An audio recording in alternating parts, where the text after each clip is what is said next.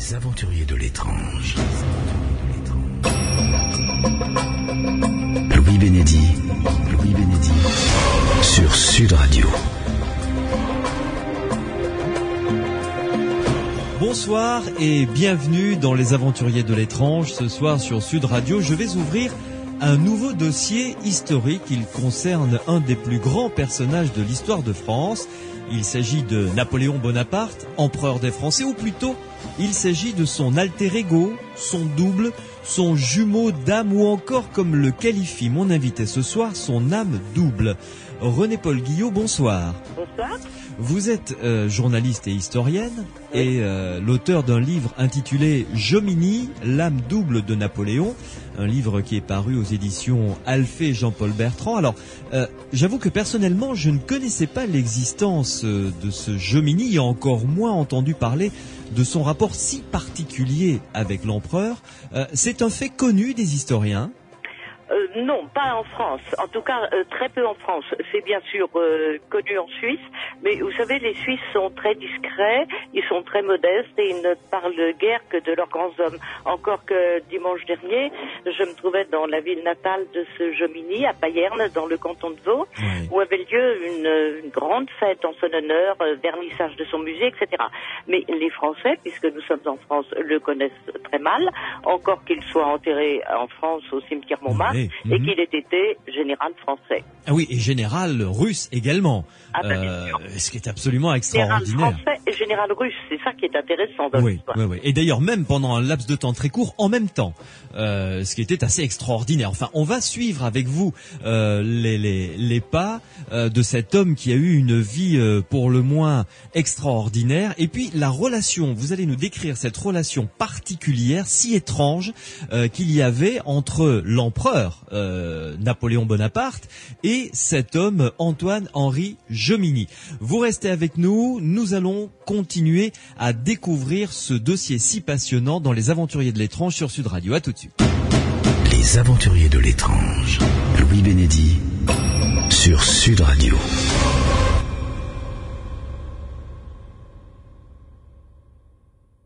René-Paul Guillot est mon invité ce soir dans Les Aventuriers de l'étrange sur Sud Radio, journaliste, historienne. Je vous recommande vraiment avec beaucoup de plaisir ce livre Jomini, l'âme double de Napoléon, donc aux éditions Alphée.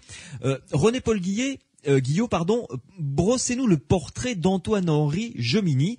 Comme vous l'avez précisé lors de la présentation, il est né en Suisse. Il est né en Suisse en 1779. Il y a grandi, il y a fait de bonnes études, il en aurait pu faire de meilleures. Dès son enfance, il manifeste une très belle intelligence, une formidable mémoire, un peu semblable à celle de Napoléon. Et surtout, dès qu'il a 7 ans, un goût étrange pour la chose militaire. Oui, tout de suite, c'est venu vraiment très vite. Tout petit. Il organise des défilés dans sa petite ville de Payerne autour d'une vieille et magnifique abbatiale du XIIIe siècle, avec tous ses petits copains, nantis de carabines à moineaux. Bon, ce goût de l'armée, de la chose militaire va se perpétuer lors de son adolescence, et cependant, ce n'est pas vers l'armée que va l'orienter son père, mais vers la finance et l'économie. Il va les étudier successivement à Bâle, à Paris, il est très bien doué, et à Paris, il fonde un cabinet d'agents de change, il n'a pas 20 ans.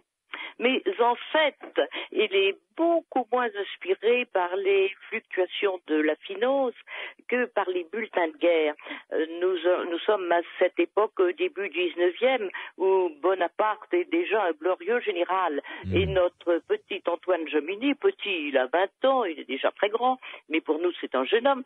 Et il suit sur la carte la montée des armées françaises, ponctuées de nos fameux monte-notes Millesimo, Arcole, Lodi, Rivoli, toutes remportées par un jeune général dont le nom claque déjà dans le vent de l'histoire, Bonaparte. Ouais.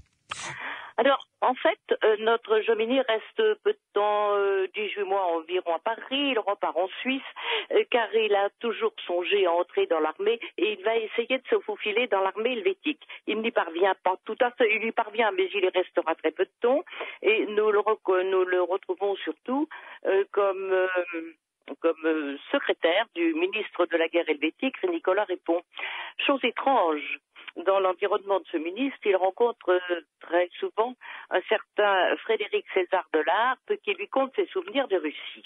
Car ce Frédéric Delarpe, qui est un républicain mesuré, a été choisi par la grande Catherine. Oui, pour être le précepteur de celui qui va devenir Alexandre. Pour être le précepteur du futur Alexandre Ier, qui jouera un rôle éminent dans la vie de Jomini et de Napoléon, mais cela, Jomini l'ignore encore. Ouais.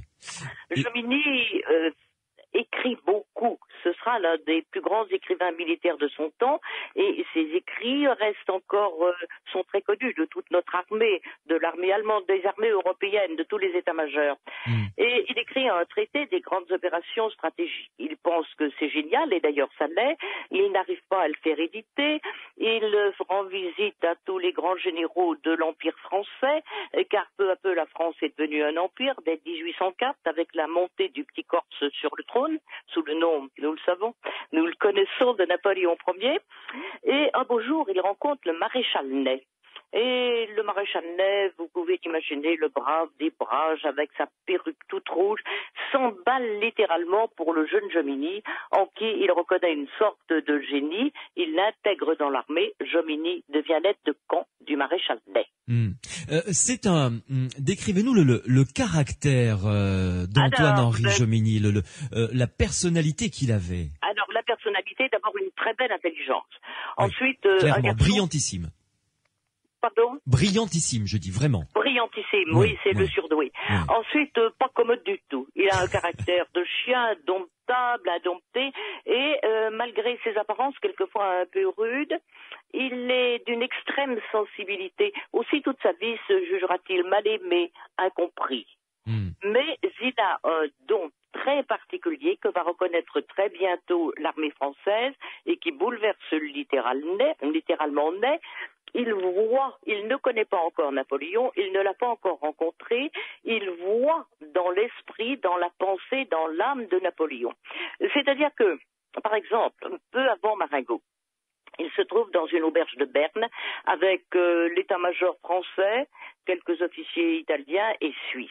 Et l'on discute ferme sur l'armée qu'exerce Napoléon dans les environs de Dijon. Que va-t-il en faire ? Les options militaires, oui. Il va probablement passer par Nice pour vaincre Mélas. D'autres affirment que c'est sur le Danube qu'il va attaquer l'archiduc Charles. Et tout à coup, un jeune officier, qui n'est autre que Jomini, sanglé dans son uniforme neuf, se lève et d'une voix cassante, il n'est pas commode, déclare « mais non ». Et il fait comprendre aux vétérans de l'armée qu'ils n'ont rien compris. Napoléon n'ira ni à Nice ni sur le Danube.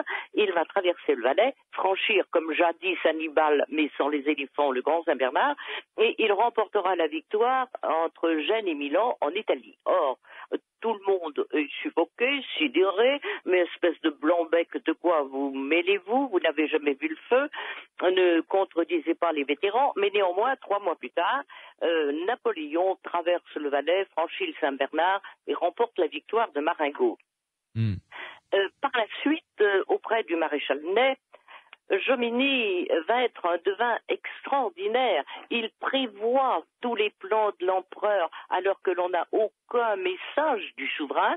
Il annonce les ordres, il les fait exécuter. Et l'armée française, très vite, va dire il est le devin de l'empereur. Ça arrive très rapidement, ce surnom, la manière dont on l'appellera le devin de l'empereur. Oui, dès les premiers mois où il joue le rôle d'aide de camp de Ney, immédiatement il annonce les ordres.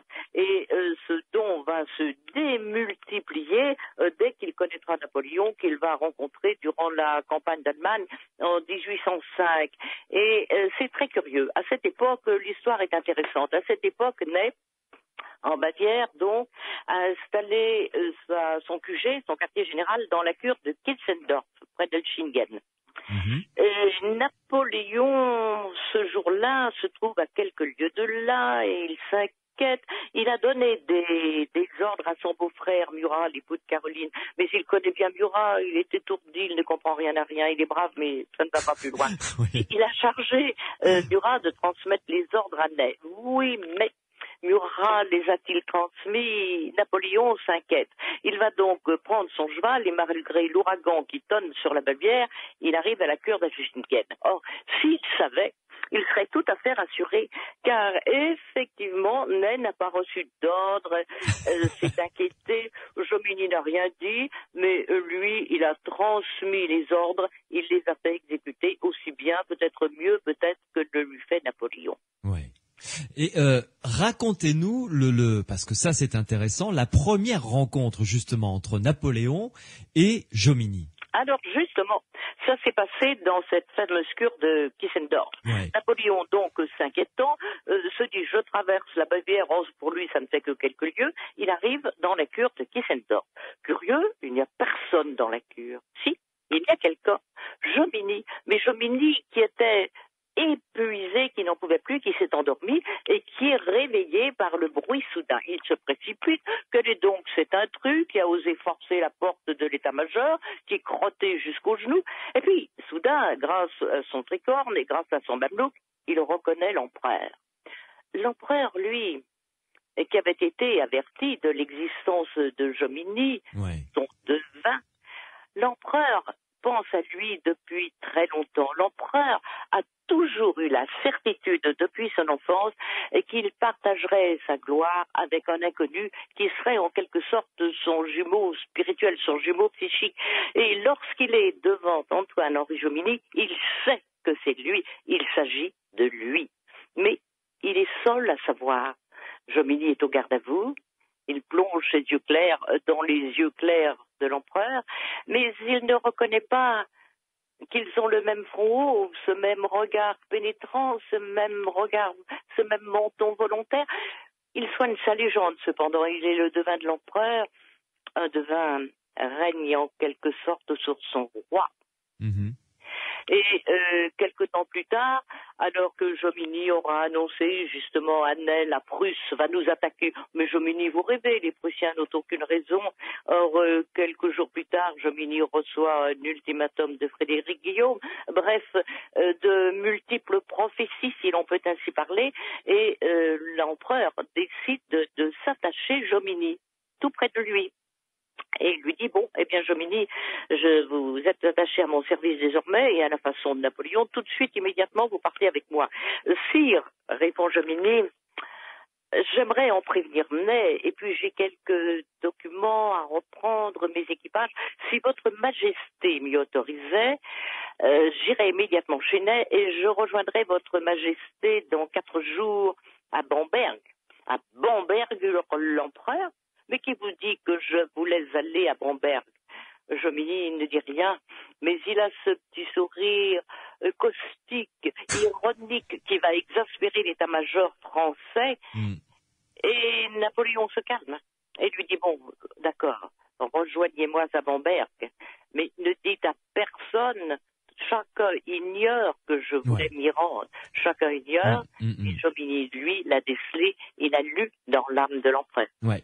René-Paul Guillot, il faut quand même dire quelques mots concernant l'empereur Napoléon, qui avait, j'allais dire, le goût du merveilleux, ou peut-être est-ce qu'il tenait cela de ses racines corses, mais le sens de l'invisible, le sens aigu de la superstition, du merveilleux, et de capter les messages peut-être que le destin lui envoyait. Tout à fait. Je pense qu'il tenait ça peut-être de ses ancêtres corses, certainement aussi de sa mère, qui malgré un équilibre, une très grande solidité, a toujours pressenti le monde invisible. Et dès son enfance et dès sa jeunesse, Napoléon a été passionné par ce monde invisible. Lauduca, qui fut un grand écrivain, qui fut un excellent ami et l'auteur du journal secret de Napoléon Bonaparte, un livre remarquable, Lauduca, qui était un très bon ami pour moi, me disait avoir retrouvé des documents par lesquels il semblerait que le jeune Napoléon, âgé de 9 ou 10 ans, un peu avant 10 ans, était encore en Corse, et un été il faisait très chaud, il est monté sur la colline Et puis il s'est endormi, il a fait un rêve. Et dans ce rêve, il se serait vu, comme dans les rêves, s'envoler au-dessus de la mer. Dans un rêve, on fait n'importe quoi. Ouais. S'envoler au-dessus de la mer, arriver dans un pays tout à fait inconnu, avec des sapins, de la verdure, des lacs, qui manifestement étaient la Suisse, et pénétrer dans une toute petite ville avec une vieille abbatiale. Et il entendait le nom de cette petite ville, Payerne. Et puis, comme on fait dans les rêves, il passait à travers les murs. Et il est entré dans une maison où se trouvait un berceau. Dans ce berceau, il y avait un tout petit enfant. Napoléon aimait bien les petits-enfants. Il y en avait beaucoup dans sa famille. Il s'est penché sur ce berceau, il a vu l'enfant et on lui a murmuré « Jomini ». Et d'emblée, Bonaparte aurait su que ce Jomini n'était autre que lui-même. À partir de là, il a beaucoup lu. Il a beaucoup cherché et il a retrouvé ce qui pourrait être le mystère de l'âme double. Imaginons, on peut y croire ou pas, mais nous en avons des exemples dans l'histoire. Imaginons que deux âmes coïncident totalement. Ça n'est pas impossible. On trouve ça quelquefois dans l'amour ou dans la grande amitié. Mais plus encore, imaginons qu'une âme peut se démultiplier. Une âme n'est pas une, on ne peut pas la compter comme un corps humain. Supposons qu'une âme soit si riche, si lourde, qu'elle ne puisse s'exprimer dans notre monde par un seul être humain, et qu'elle se départage. Et ainsi, la seule âme s'incarnerait en deux êtres, séparés ou déchirés peut-être par l'aventure de deux vies. Oui. Ce que vous venez de nous dire, ce rêve qu'aurait fait Napoléon à l'âge de 9 ans, sur une colline quelque part en Corse par un chaud après-midi d'été, c'est un fait historique. Cet ami historien vous en a parlé, il a été consigné quelque part? Je ne sais pas s'il a été consigné. Lui m'en a parlé, me disant qu'il en était certain, mais c'était aussi un romancier. Et en tout cas, il raconte l'histoire dans son journal secret de Napoléon Bonaparte, qui a été réédité par Phébus et qui est un chef-d'œuvre admirable, un chef-d'œuvre de style, d'intelligence et de compréhension de l'esprit de l'histoire. Et qui, si vous voulez, il y a deux sortes d'histoires. L'histoire événementielle, qui est très très importante, les dates, les événements. Les faits, bien on sûr. est bien obligé de s'appuyer dessus. Bien mais sûr. au-delà des dates et des événements, il y a des hommes. Et l'autre du corps, comme moi-même d'ailleurs, tout en nous appuyant sur les dates et les événements, aimions bien comprendre l'esprit de l'histoire et le rêve des hommes. René-Paul Guillot, une première pause, on se retrouve dans quelques instants pour approfondir ce concept que vous nous proposez d'âme double, pour que vous nous disiez exactement ce que cela signifie comme relation entre deux personnes qui auraient la même âme. Je simplifie volontairement, on va développer après. Tout à fait. Et à travers les exemples comme ça qui ont émaillé l'histoire d'Antoine-Henri Jomini et celle de Napoléon Bonaparte, on va essayer de toucher du doigt ce concept que vous proposez, l'âme double. À tout de suite. L'âme double de Napoléon, c'est Jomini, l'âme double de Napoléon, c'est le titre du livre de mon invité ce soir, René-Paul Guillot. C'est aux éditions Alphée Jean-Paul Bertrand. Vous retrouverez évidemment toutes les coordonnées de ce livre sur le site internet psilande.org. Vous allez pouvoir télécharger après sa diffusion cette émission pour l'écouter où bon vous semble. Psilande, ça s'écrit psiland.org. Revenons donc à nos moutons, à nos deux hommes, René-Paul Guillot. D'un côté, Antoine-Henri Jomini, Suisse, né à Payerne, et de l'autre côté, Napoléon Bonaparte, né en Corse avec le destin qu'on lui connaît évidemment. Alors, vous dites dans le titre de votre livre, âme double de Napoléon.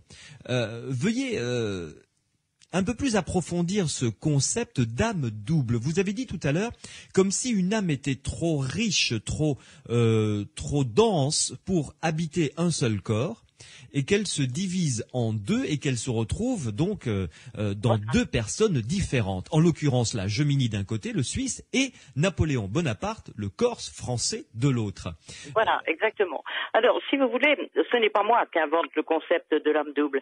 Elle a existé depuis toujours et nous en trouvons des exemples dans notre histoire politique et dans notre histoire religieuse. On va choisir deux de ces exemples si vous le voulez bien. Avec plaisir. Alors, politique, eh bien, l'histoire d'Alexandre le Grand. Alexandre le Grand a un général en chef et qui est en même temps son conseiller, qui lit en lui. Cela, c'est l'histoire. Nous en trouvons des traces, nous en trouvons une véritable documentation chez tous les historiens, chez tous les biographes d'Alexandre. Et l'armée d'Alexandre affirme, j'emploie les mots exacts, que ce double Héphaïstion lit dans le cœur de l'empereur. Et de fait, Héphaïstion est beaucoup moins connu dans l'histoire. Celui qui tient le devant de la scène, c'est Alexandre. Dans une âme double, il y en a toujours un qui tient le devant de la scène, mais lequel des deux vaut l'autre, on ne sait pas trop. Comme dans les histoires de jumeaux. Ce ne sont pas des jumeaux. Ce que nous appelons généralement les jumeaux ressort du monde physique, de la pathologie. Oui. On est le même jour, ils sont conformes au sang et au temps. Là, pas du tout. Deux êtres, une âme double, peut s'incarner dans deux êtres qui n'ont pas tout à fait le même âge. Napoléon a 10 ans exactement de plus que Jomini. Et Alexandre et Héphaïstion, son double, n'ont pas le même âge. Or, quand Héphaïstion meurt, Alexandre est désespéré. Alexandre, on le sait historiquement, a déjà perdu des êtres qu'il aimait. Jamais il n'a manifesté un tel désespoir. Et pourquoi? D'abord, sentimentalement, peut-être, encore qu'Alexandre n'est pas un sentimental, mais parce qu'il sait très bien que Héphaïstion meurt, s'en est fait de lui-même et de son empire. Et à partir de la mort d'Héphaïstion, effectivement, les choses commencent à ne plus aller très bien pour lui, l'armée se révolte et lui-même va mourir 8 mois plus tard. Ce sera la fin de l'empire d'Alexandre de Macédoine. Oui. Là, c'est un premier exemple que vous nous donnez. Pouvez-vous nous en citer un second? Alors, oui, qui fait partie de notre histoire religieuse, qui est en même temps notre histoire. Il s'agit de Saint-Augustin. Saint-Augustin, et je crois on peut partager sa pensée ou sa foi ou non, mais je crois qu'il est vraiment parfaitement crédible. Et il a un disciple qui s'appelle Aliphus, un disciple qui lit en lui. Ils sont une âme double aussi. Et un beau jour, Saint-Augustin perd Aliphus. Il est désespéré. À ce désespoir s'oppose sa foi, qui sera son soutien, mais dans ses confessions, tel est le titre de son ouvrage, il évoque cet Aliphus et il dit « Sa mort m'a brisé, il était mon double, nous n'étions tous deux qu'une seule âme en deux corps ». On peut l'interpréter comme on veut, mais les mots sont tels « Nous n'étions tous deux qu'une seule âme en deux corps ». Est-ce que ce n'est pas une métaphore?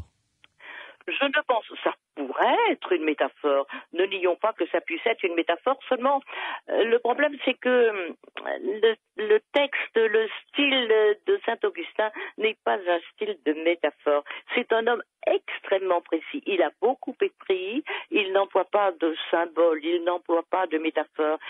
D'autres personnages, des Platon, des Pythagore, ont beaucoup cru à l'âme double et l'ont évoqué.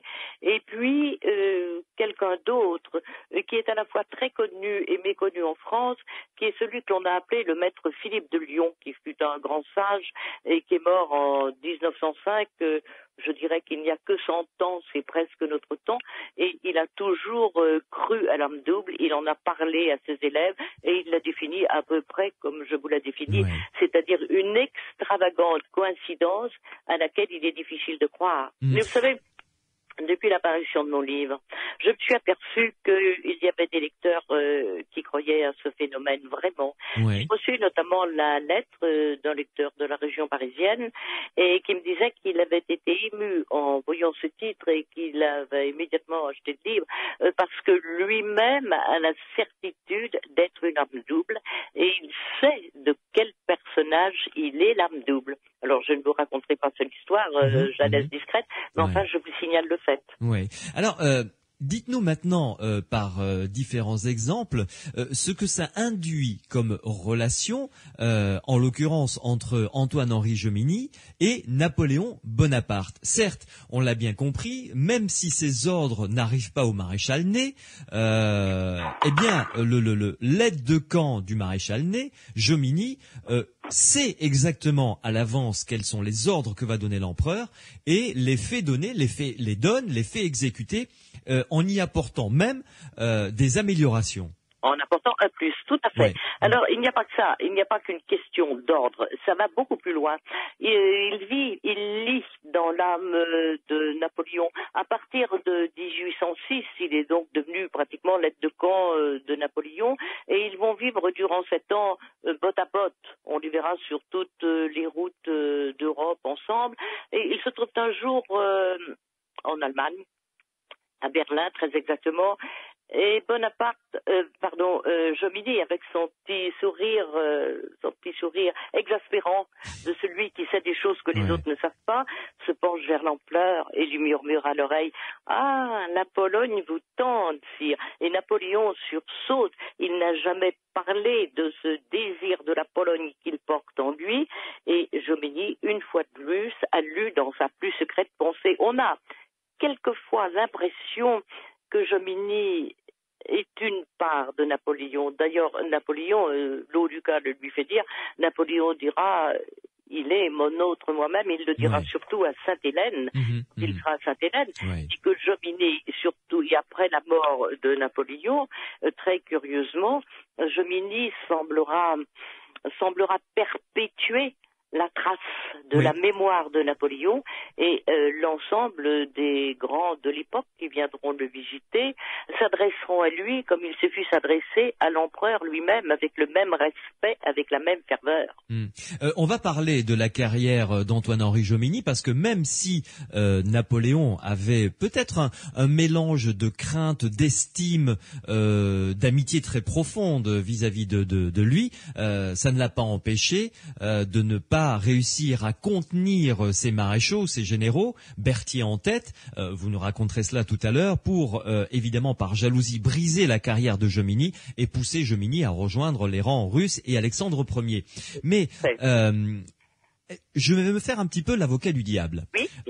On le sait depuis le départ, vous nous l'avez dit, Antoine-Henri Jomini était un esprit brillantissime, un surdoué. Bien, comme Napoléon.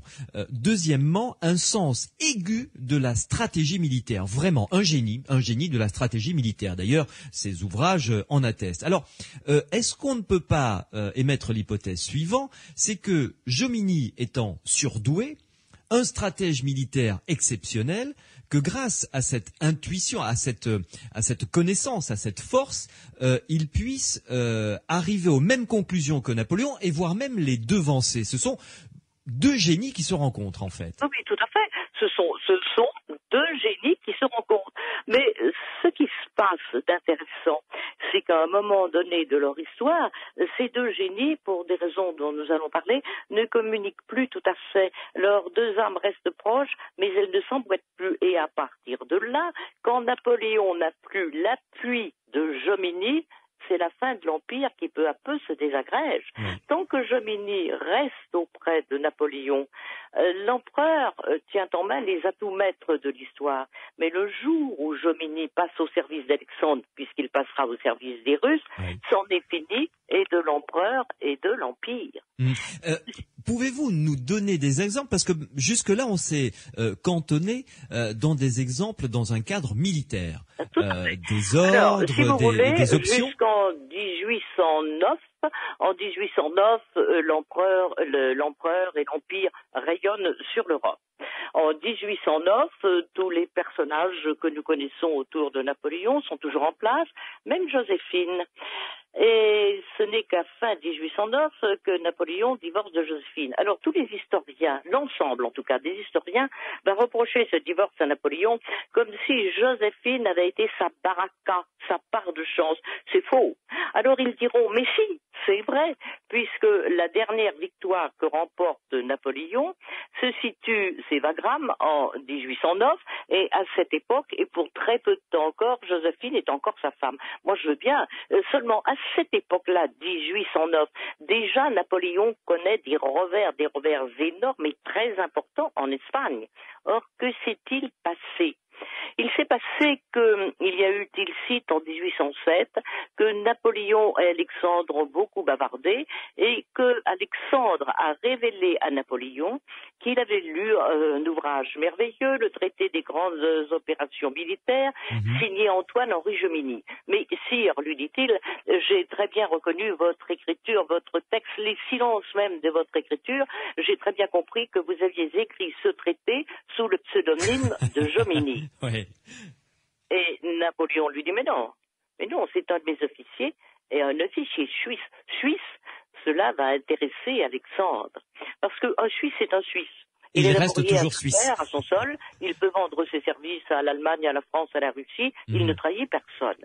Et Alexandre, en lisant le traité des grandes opérations militaires, puisqu'il a cru que c'était l'œuvre de Napoléon, s'est aperçu de l'identité d'esprit de l'un et de l'autre. Et il a très bien compris qu'il ne s'agissait pas seulement d'une vision stratégique qui pourrait leur venir à tous deux de leur étude de Frédéric le grand stratège de leur époque, mais qu'il s'agissait d'autre chose, qu'il s'agissait d'une identité, ce qui est différent. Et il s'est dit que s'il attirait Jomini chez lui, il détiendrait l'esprit de Napoléon et qu'il pourrait le vaincre. Vous voyez, c'est plus qu'une simple connivence de très grands stratèges. Ouais. Autre chose. Jomini est le support de la grandeur de Napoléon. Le jour où Jomini ne sera plus là, c'est fini. René-Paul Guillot, une pause et on se retrouve dans quelques instants pour cette fois-ci décortiquer dans les grandes lignes les différentes étapes de la vie d'Antoine-Henri Jomini et mettre en parallèle, évidemment, comme vous l'avez fait jusqu'à maintenant, les grandes étapes de la vie de l'empereur Napoléon Bonaparte. On va parler de cette partie où ils se rencontrent, où ils se rapprochent, où ils se reconnaissent et ensuite où ils se séparent. Et à partir de là, chacun va suivre son chemin avec plus ou moins le bonheur que l'on sait. Vous êtes toujours sur Sud Radio dans Les Aventuriers de l'étrange. On se retrouve dans quelques instants. Dans Les Aventuriers de l'étrange, un dossier historique ce soir sur Sud Radio. On parle d'un homme qui s'appelait Antoine-Henri Jomini, âme double de Napoléon Bonaparte, empereur des Français. Je reçois la journaliste historienne ce soir, René-Paul Guillot, qui vient de publier aux éditions Alphée ce livre qui s'intitule Jomini, âme double de Napoléon, un livre qui se lit vraiment comme un roman. Vous avez opté pour le parti pris de prendre le lecteur par la main et de lui, comme si nous lisions ou que nous étions sur l'épaule de Jomini pour voir presque comme il a vu son histoire, n'est-ce pas? Tout à fait. C'est un parti pris qui c'est pas un parti pris. Je crois qu'il faut s'attacher à voir l'histoire de façon un petit peu plus vaste que nous l'avons vu jusqu'à maintenant. Quand on écrit un livre d'histoire, on ne fait pas un cours pour l'école primaire. On fait la grande histoire qui nous concerne tous et que nous continuons, que nous poursuivons aujourd'hui. Alors, Antoine-Henri Jomini, vous l'avez dit lors du commencement de cette émission, brillantissime, grand stratège, un caractère de cochon, mais son intelligence va lui jouer des tours. Le fait qu'il ait peut-être ce petit sourire narquois qui faisait comprendre aux autres que lui savait ce que eux ne savaient pas, parce qu'il avait cette relation particulière avec l'empereur. La jalousie est terrible. Une jalousie terrible, parce que imaginez l'état-major de l'empereur. De quoi est-il fait? De tous ces braves, des Murat, des Berthier, des Marmont, tout ça, qui ont été depuis toujours avec lui. Ils sont connus, ils avaient 16 ans, 17 ans. Ce sont les fils de la Révolution. Et ces enfants de la Révolution sont devenus les princes de l'Empire. C'est une montée extraordinaire. Et ils ont été, pour la plupart, ils étaient déjà en Égypte avec le jeune Bonaparte. Ils l'ont suivi au pas à pas. Ouais. Et parmi ceux-ci, il y en a un qui va jouer un rôle terrible et très néfaste dans la vie de Jomini, c'est Berthier. Berthier est devenu le chef d'état-major de l'empereur. Il est son homme de confiance. Oh, Napoléon avoue Berthier, c'est rien Berthier, c'est une bête.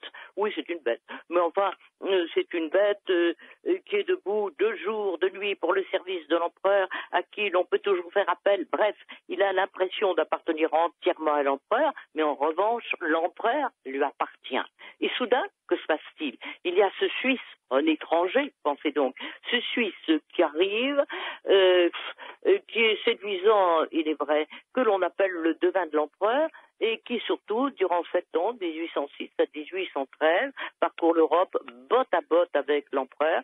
L'empereur l'emmène à la signature des traités, l'emmène sur toutes les routes européennes, il ne se quitte plus. Berthier en crève de jalousie, il en est malade.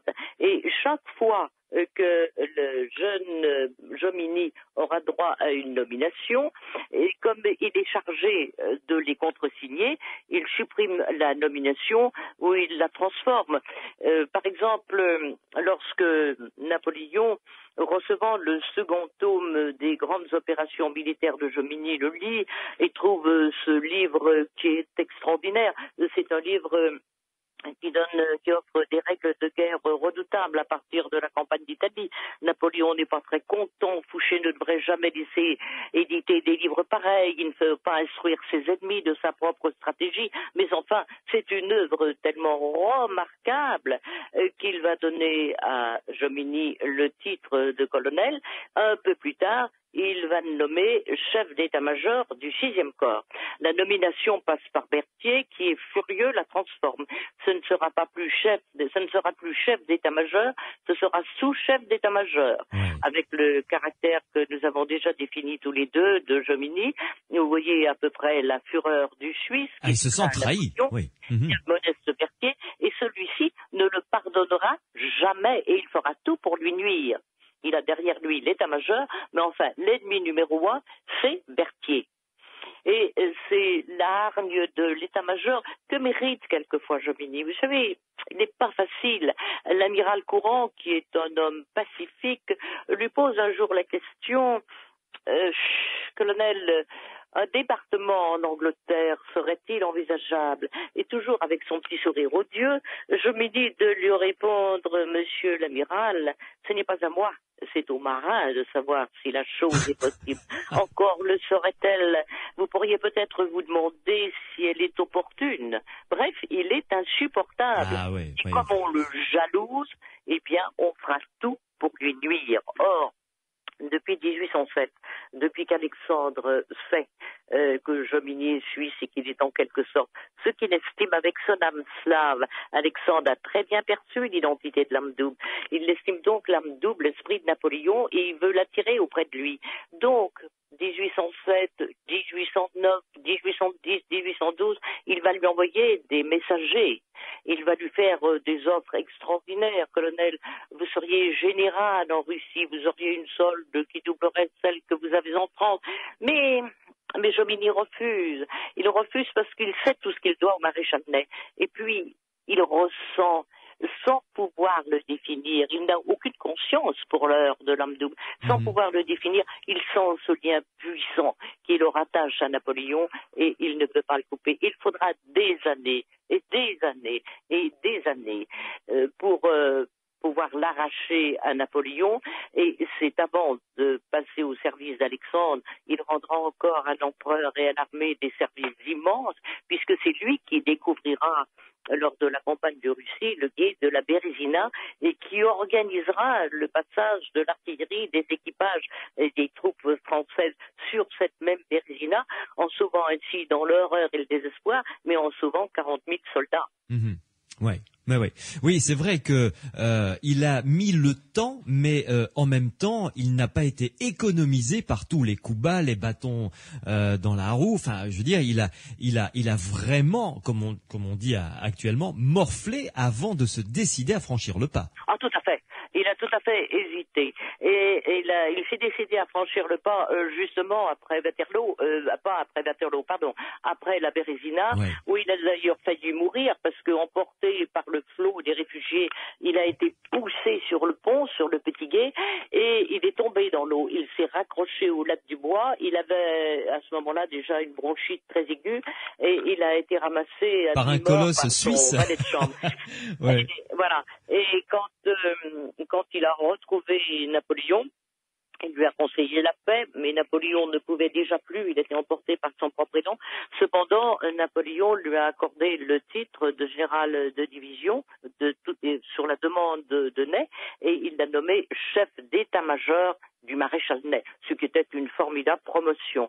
Promotion qui, bien sûr, passait par les mains de Berthier. Et voilà. Hors de lui, Berthier l'a mis aux arrêts pour de soi-disant retard dans le journal de l'armée, et il l'a rayé de la liste des promotions. Alors là, Jomini n'a plus pu tenir hors de lui. Hors de lui, il est parti, il a envoyé une lettre à Napoléon. Dans la nuit même où arrivait chez lui, il ne l'aura jamais en main, son brevet de chef d'état-major de Ney et de général de division. Et il a dit à Napoléon pourquoi, comment il quittait les drapeaux ingrats de la France. Et nous pouvons l'imaginer montant en selle, la nuque fière, se dirigeant vers Prague pour retrouver Alexandre. Oui. Alors là, on arrive à un moment crucial. C'est le moment où les deux hommes avec cette âme double se séparent. Oui, alors, est-ce qu'on peut parler de séparation? Je dirais que à ce moment-là, quelque chose ne coïncide plus dans leurs deux âmes. Si vous voulez, les deux âmes ne s'emboîtent plus à la façon des papyrus. Et cela, historiquement, est très visible. Tous les historiens et les journalistes de l'époque ne parleront pas d'âme double. Ils ne connaissent pas l'impact réel de Jomini sur Napoléon. Mais tous reconnaissent ce vide soudain en Napoléon. On dirait qu'il est en état de léthargie. Oui. Lui-même, dans les récits qu'il fait à Sainte-Hélène, parle de l'état de sommeil dans lequel il était tombé. Et alors, à ce moment-là, ce sont des défaites partout. La France, début 1815, est envahie par toutes ses frontières, et en mars 1815, Paris se rend et l'Europe se vautre sur la France. Oui. L'île d'Elbe, Sainte-Hélène. Voilà. Alors, il y a les 100 jours.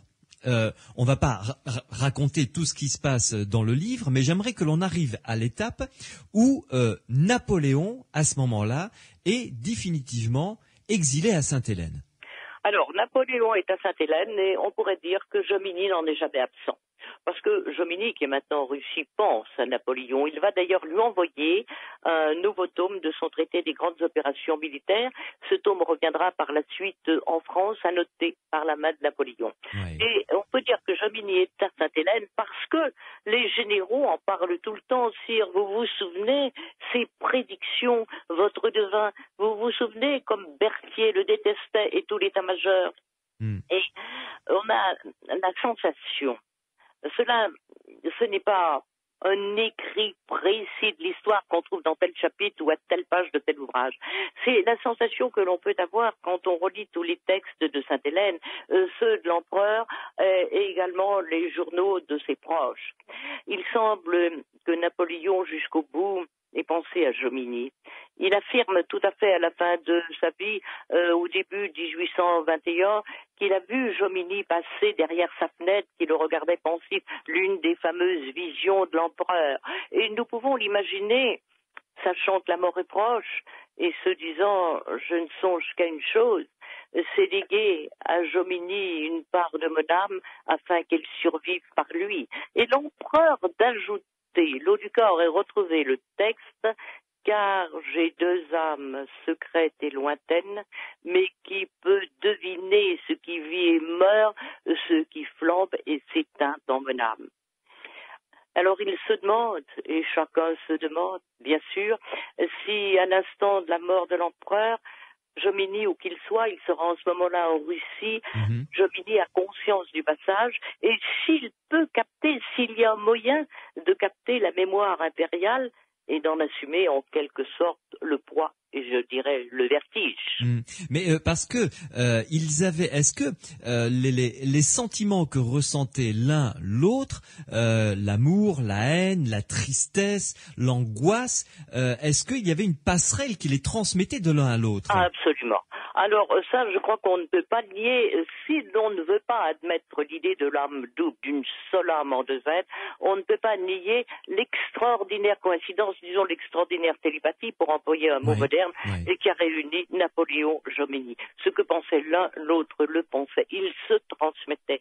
Le lien n'a jamais cessé, malgré leur séparation. Et lorsque Jomini est parti chez Alexandre, Napoléon a eu cette réaction terrible, il l'a condamné à mort par contumace. Oui. En réalité... Ce qui était extrêmement violent. Oui, cette violence est une preuve d'amour. Oui. Mais bien sûr, c'est la réaction d'une déception profonde. Il avait une confiance absolue en Jomini. Sur l'instant, il s'est senti trahi. Et en fait, par la suite, ce qui prouve bien d'ailleurs qu'il pensait à Jomini, il l'a écrit de lui-même. Le général Jomini n'a jamais trahi. Il avait beaucoup à reprocher, et il était suisse. L'amour de la patrie n'a pas pu le retenir. Oui. Il y avait d'ailleurs ce point commun, les deux hommes aimaient la France et venaient, alors un peu moins pour les Corses évidemment, mais l'un de Suisse et l'autre de Corse. Tout à fait. Ils venaient de la périphérie. L'étranger, ouais. Et ils ont donné, mais c'est la France peut-être qui les a aimés, qui leur a donné la possibilité de devenir ce qu'ils sont devenus, et en retour ils lui ont donné tous les deux un immense amour. Ça c'est véritablement indiscutable. Et quand Jomini deviendra général russe, car le voici général français et général russe, il va partager sa vie entre les deux pôles politiques de l'époque, c'est-à-dire Saint-Pétersbourg et Paris. Et puis, il va jouer un rôle important en Russie quand même. Il sera le conseiller de plusieurs tsars, d'Alexandre Ier d'abord, ensuite de Nicolas Ier qui aura une grande confiance en lui, et il sera le précepteur du tsarevitch Alexandre II. Donc il va jouer un rôle important, il va créer l'académie militaire en Russie, il va conseiller les tsars, bref. Mais il s'aperçoit très vite qu'il est jalousé de l'état-major russe autant qu'il l'a été de l'état-major français, et que la vie en Russie, il aimera pourtant beaucoup la Russie, n'est pas plus facile qu'en France. Néanmoins, il va perpétuer la pensée et l'esprit de Napoléon en reprenant à son compte sa vision, la vision impériale et jobinienne d'une Europe dont la France et la Russie seraient les deux piliers, c'est-à-dire d'une Europe très moderne s'étendant de l'Atlantique à l'Oural. Tout à fait. René-Paul Guillot, une pause, on se retrouve dans quelques instants pour la toute dernière partie de cette rencontre très intéressante dans Les Aventuriers de l'étrange sur Sud Radio. À tout de suite. Jomini, âme double de Napoléon, c'est le titre d'un livre extrêmement intéressant écrit par la journaliste et historienne René-Paul Guillot, qui est mon invité ce soir dans Les Aventuriers de l'étrange sur Sud Radio, un livre publié aux éditions Alphée. René-Paul Guillot, l'hypothèse de l'âme double, surtout concernant un homme aussi exceptionnel que Napoléon et que Henri-Antoine Jomini, n'est-ce pas complètement, totalement audacieux comme hypothèse? Qu'en pensent vos autres collègues, que ce soit des historiens ou des auteurs? Alors, suivant les historiens, il y a des divergences. Quand j'ai affaire à des historiens pour qui l'histoire est une date et un événement, ils ne sont pas d'accord. D'ailleurs, ils ne cherchent pas à aller plus loin. Ouais. Mais un très grand nombre d'historiens, et je vous ai déjà cité Lauduca, qui a été un des plus grands, parce qu'il connaissait les dates, les événements, mais il connaissait aussi l'esprit de l'histoire, était tout à fait d'accord. Pour lui, il n'y avait aucun doute. Et les historiens sont partagés, bien sûr, mais les historiens sont toujours partagés dans tous les domaines. Si vous faites écrire la vie de Gaulle à deux historiens, ils n'écriront pas la même chose. Bien sûr. Donc, chacun d'entre nous peut voir à sa façon peut-être. Ce qu'il y a de vrai, c'est que après la mort de Napoléon, enfin un certain temps après, plusieurs années après, en 1827, Jomini va écrire un ouvrage qui n'est plus un ouvrage de stratégie, mais qui est un ouvrage très étrange. Il s'agit de la vie militaire et politique de Napoléon, écrite par lui-même. Moi, Napoléon, je. Et Jomini de noter en marge de son ouvrage, dans son petit carnet de notes, je suis glacé par ces phrases qui s'évadent de moi et par ce jeu dont je comprends aujourd'hui l'illimité et qui m'envahit tout entier. Et ce jeu va l'envahir de plus en plus. Napoléon, l'âme de Napoléon, sa mémoire tout au moins, va envahir Jomini de telle sorte que les écrivains de l'époque, les Sainte-Beuve, les Lamartine, les hommes politiques, les Thiers, tous les stratèges du monde entier qui viendront le voir, s'adresseront à lui avec le respect qu'ils auraient eu pour l'empereur. Prenons un exemple plus précis encore, le maréchal Marmont. Marmont ne s'était pas très bien conduit à Salamanque. Et en plus, Marmont avait, à la fin des 100 jours, avait ouvert la porte de Paris aux Alliés, ce qui, évidemment, pouvait être considéré comme une trahison envers Napoléon. Or, voici qu'en 1825, il a rencontré Jomini. Ils se sont rencontrés notamment au sacre de Nicolas Ier en Russie, à Moscou. Et Marmont lui a parlé de Salamanque. Et Jomini de noter, je suis tout de même très étonné de voir un général d'Empire qui est aujourd'hui ambassadeur de son roi et qui vient s'excuser devant moi de ses erreurs à Salamanque et qui m'en demande pratiquement pardon comme si j'étais l'empereur et comme si seul je pouvais m'en excuser. Oui. C'était un poids quand même, un fardeau pour Antoine-Henri Jomini. On avait l'impression que des fois, il était gagné complètement par l'esprit de Napoléon et d'autres fois où il prenait un peu plus de recul et se retrouvait finalement un peu plus lucide lui-même. Oui, il se retrouve lui-même, il n'a jamais dans l'âme double, on ne cesse jamais d'être soi-même, on est soi-même plus un autre, on est soi-même avec un plus. Et Jomini dira lui-même, quand il apprendra par les fidèles de Sainte-Hélène qui viendront le voir et qui lui révéleront ce qu'ils tous ils ont compris à la fin de la vie impériale, et ils lui révéleront cette histoire de l'âme double qu'il était probablement avec Napoléon, et il notera lui-même, je suis bouleversé, il y a des choses qu'on n'écrit pas, mais il est vrai qu'en sa présence, je me sentais dans un état voisin de l'extase.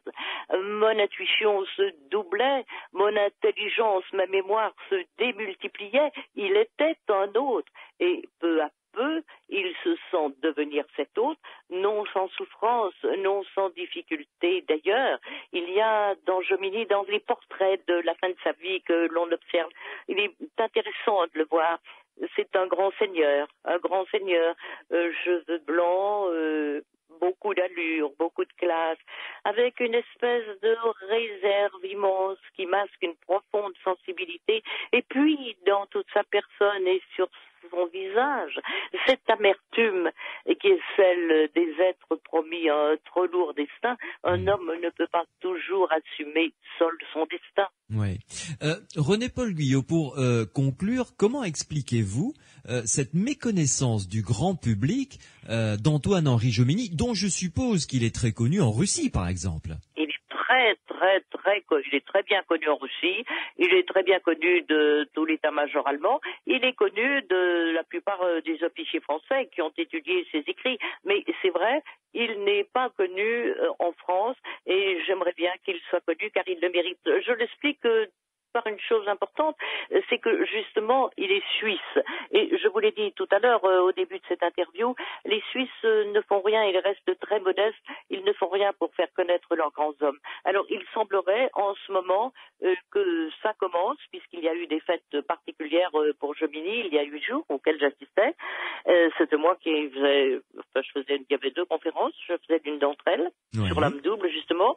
Et que dire, je pense que justement la plupart des auteurs français n'ont pas osé, peut-être avaient-ils raison à leur temps, mais aujourd'hui nous avons une ouverture plus grande, ils n'ont pas osé poser ce problème de la double, que si on veut bien regarder l'histoire et pas seulement par ses dates, pas seulement l'histoire événementielle, c'est évident. Il y a une évidence, quelque chose qui colle, qui coïncide totalement entre Jomini et Napoléon. Jomini, le dieu de la guerre, Napoléon, pardon, je vous dis des sottises, Napoléon, le dieu de la guerre, et Jomini, l'esprit de la guerre, et je me demande parfois lequel est le plus grand des deux, car n'est-ce pas l'esprit qui fait et qui prolonge le dieu?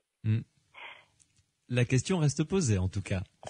La question reste posée, car si vous voulez, nous vivons dans un monde occidental, et le monde occidental a besoin de preuves. Il ne peut pas vivre sans ça, et seul est éprouvé ce qui se manifeste et se répète pour un occidental en laboratoire. Alors, comment répéter ce mystère de l'âme double? Il y a sûrement dans notre temps, dans notre civilisation, des âmes doubles. Je vous avoue ne pas les connaître. Merci en tout cas René-Paul Guyot pour cette heure passée ensemble extrêmement enrichissante. Je recommande chaudement à tous ceux et à toutes celles qui nous écoutent votre livre Jomini, âme double de Napoléon aux éditions Alphée. J'espère vous retrouver prochainement pour d'autres dossiers. Sur quoi travaillez-vous actuellement? Pour le moment, je travaille pas. Parce que un peu de repos, c'est normal. J'ai beaucoup travaillé depuis un an. J'ai sorti 4 bouquins quand même. Oui, ce qui est pas mal.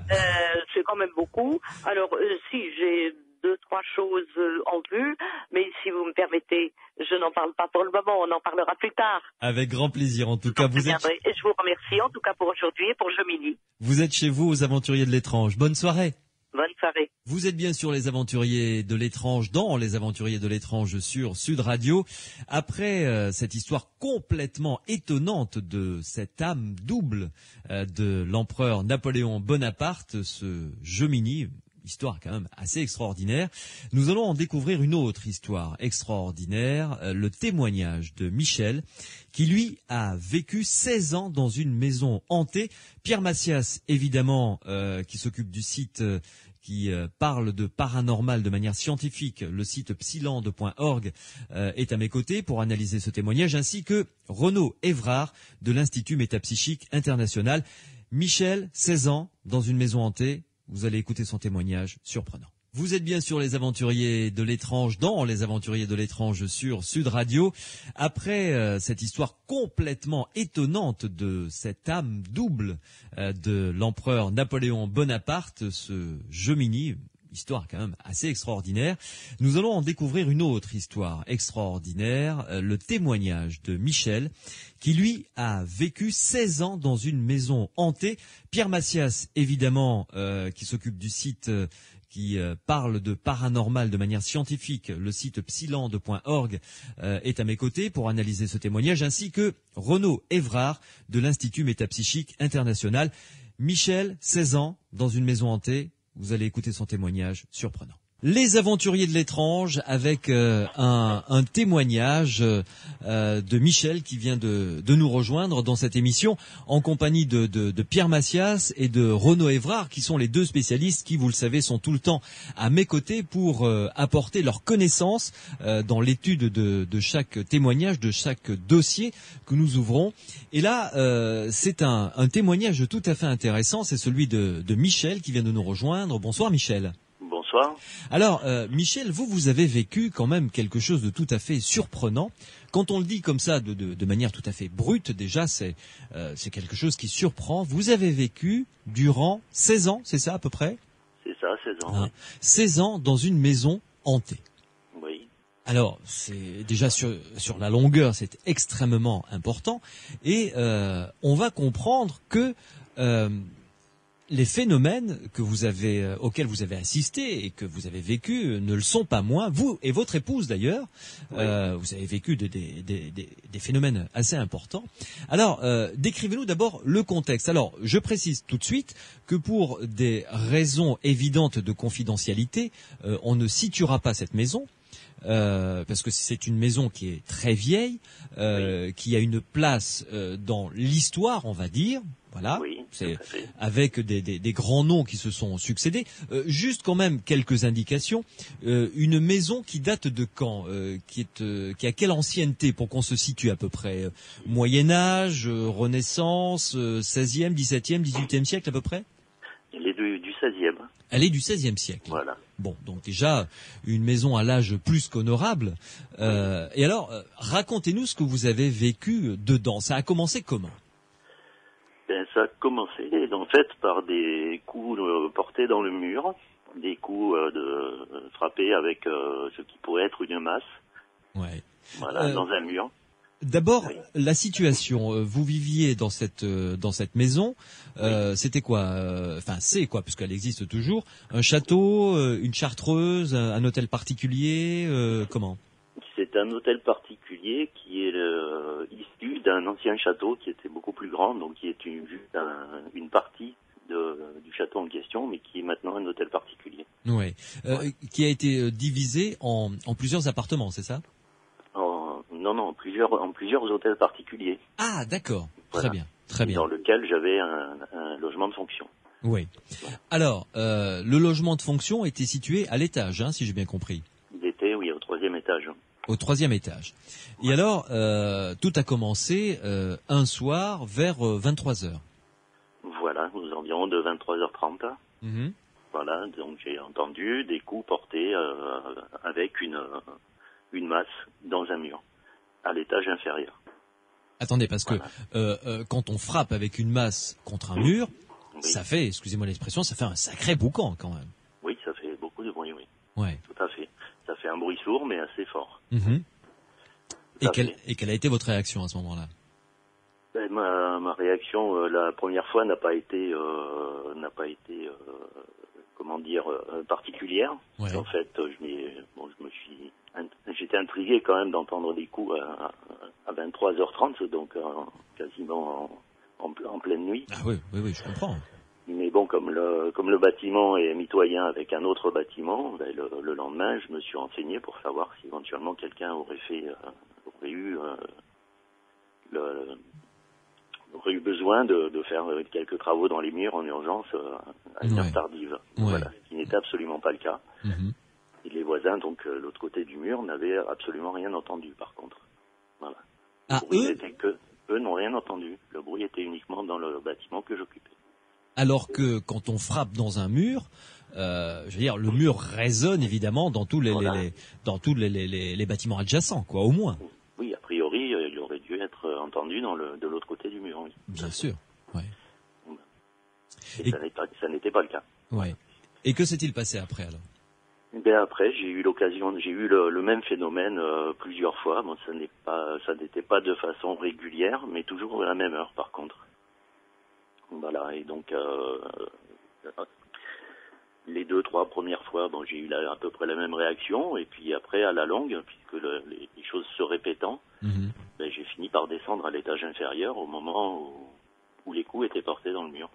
Et alors?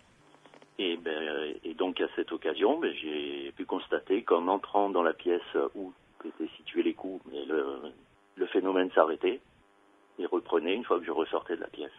Systématiquement? Systématiquement. Ça, c'est très étonnant, ouais.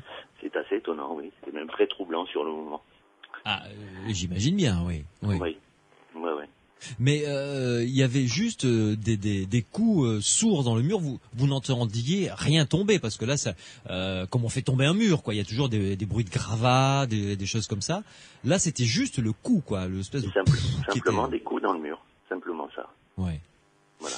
Et est-ce qu'il y a eu d'autres phénomènes dans cette que vous avez vécu lorsque vous viviez dans cette bâtisse? Il y en a eu, oui, effectivement, beaucoup d'autres. Oui. Voilà, ça a été le début où à l'époque j'étais encore seul dans le bâtiment. Et après, donc, quand je me suis plus retrouvé seul, donc j'étais avec mon épouse, celle qui est à l'heure actuelle mon épouse et sa fille. Oui. Mais là, nous étions à l'étage en dessous. On avait changé de logement. On était à l'étage en dessous. Et là, on a eu d'autres phénomènes, dont notamment des pas. On entendait marcher des gens à l'étage au-dessus. Et on a entendu également un bébé pleurer. Alors qu'il n'y avait ni personne qui habitait au-dessus. Il n'y avait strictement personne. Oui. Tout à fait. Et encore moins de bébés, évidemment. Et encore moins de bébés, oui, bien sûr. Et bien sûr, toujours, toujours de temps en temps, ces fameux coups dans le mur à 23h30 le soir. Ah, qui continuait quand même Qui continuait, oui, qui continue toujours d'ailleurs. Ouais. Oui. Mais à quelle fréquence? C'était quoi? Une fois par mois? Une fois tous les 2 mois C'est très irrégulier. Ouais. C'est très très irrégulier. Ça a pu se produire, je dirais, pendant une quinzaine de jours tous les soirs et puis s'arrêter pendant 6 mois. C'est très irrégulier. Voilà. Et moi, comme j'ai l'occasion, d'y retourner de temps en temps, j'ai pu constater que le phénomène existait toujours. Voilà. Mais toujours pareil, de façon très très irrégulière. Ouais. Mais des personnes vivent là où vous viviez actuellement? À l'heure actuelle, non. Il n'y a plus personne dedans. Ouais. Et donc lors de vos différents courts séjours, cette fois-ci j'imagine dans cette bâtisse, il se produisait de temps en temps ce genre de phénomène encore. C'est arrivé, oui. Ouais. Là on parle des coups dans le mur. Des coups dans le mur, oui. Ouais. Et est-ce que c'est une fois que votre compagne vous a rejoint avec sa fille, donc 2 personnes extérieures, voilà. Est-ce que elles aussi ont entendu ces coups? Ah oui, bien sûr, oui.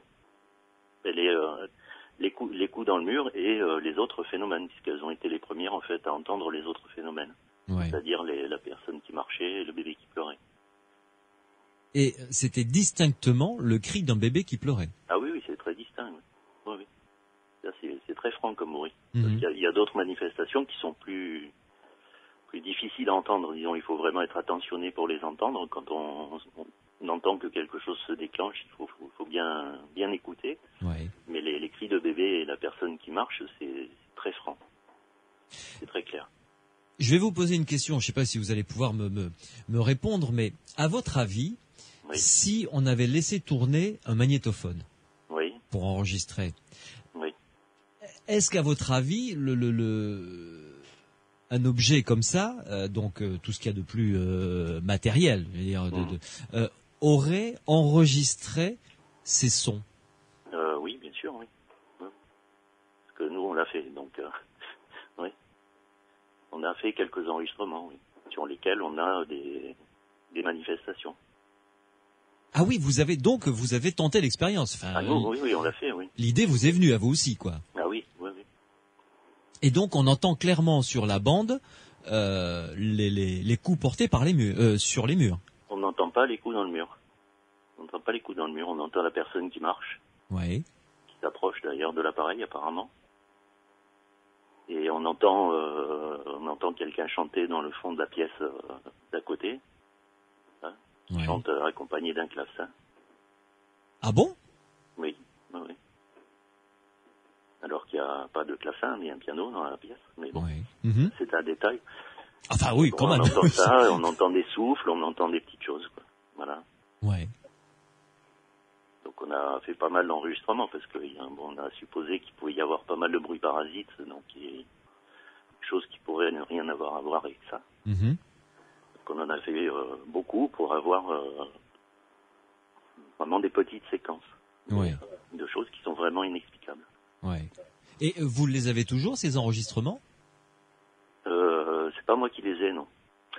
Ce n'est pas moi qui les ai, c'est celui qui s'est chargé de faire corroborer tout ça avec l'historique des bâtiments. Ouais. Voilà.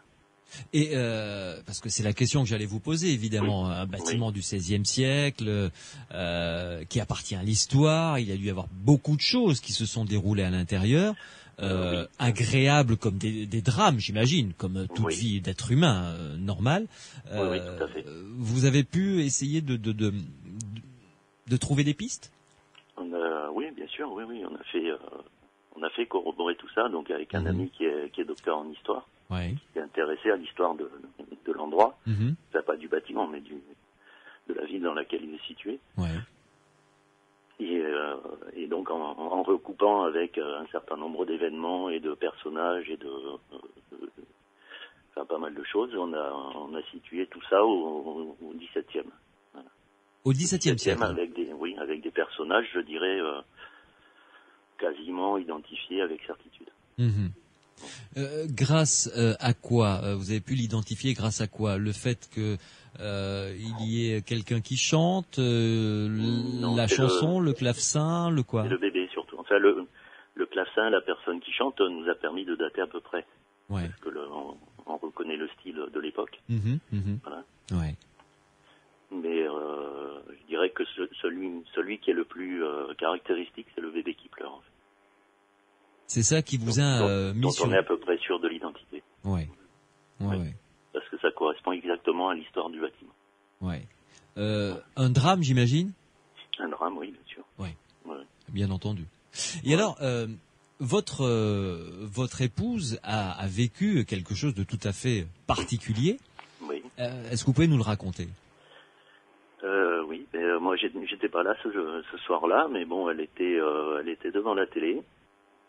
Et à un moment, elle a vu passer donc ce qu'on suppose s'appeler un spectre, c'est-à-dire une forme impalpable, voilà, mais qui déforme en fait comme une volute de chaleur qui se déplace, voilà, qui est entrée dans la télé, l'a éteinte. La télé s'est rallumée, la forme est ressortie. Ça a duré combien de temps? Est-ce qu'elle vous l'a dit? Bon, elle me l'a pas dit, mais bon, tel qu'elle me l'a raconté, ça a dû durer une dizaine de minutes peut-être. Ah, c'est long, 10 minutes. Mais voilà, le temps que la forme se déplace d'un côté à l'autre de la pièce, entre dans la télé, reparte de l'autre côté de la pièce. Ouais. Peut-être moins de 10 minutes, peut-être 5 minutes, mais le temps de faire l'aller-retour. D'accord. Et voilà. La télé s'est éteinte. Elle s'est éteinte, oui.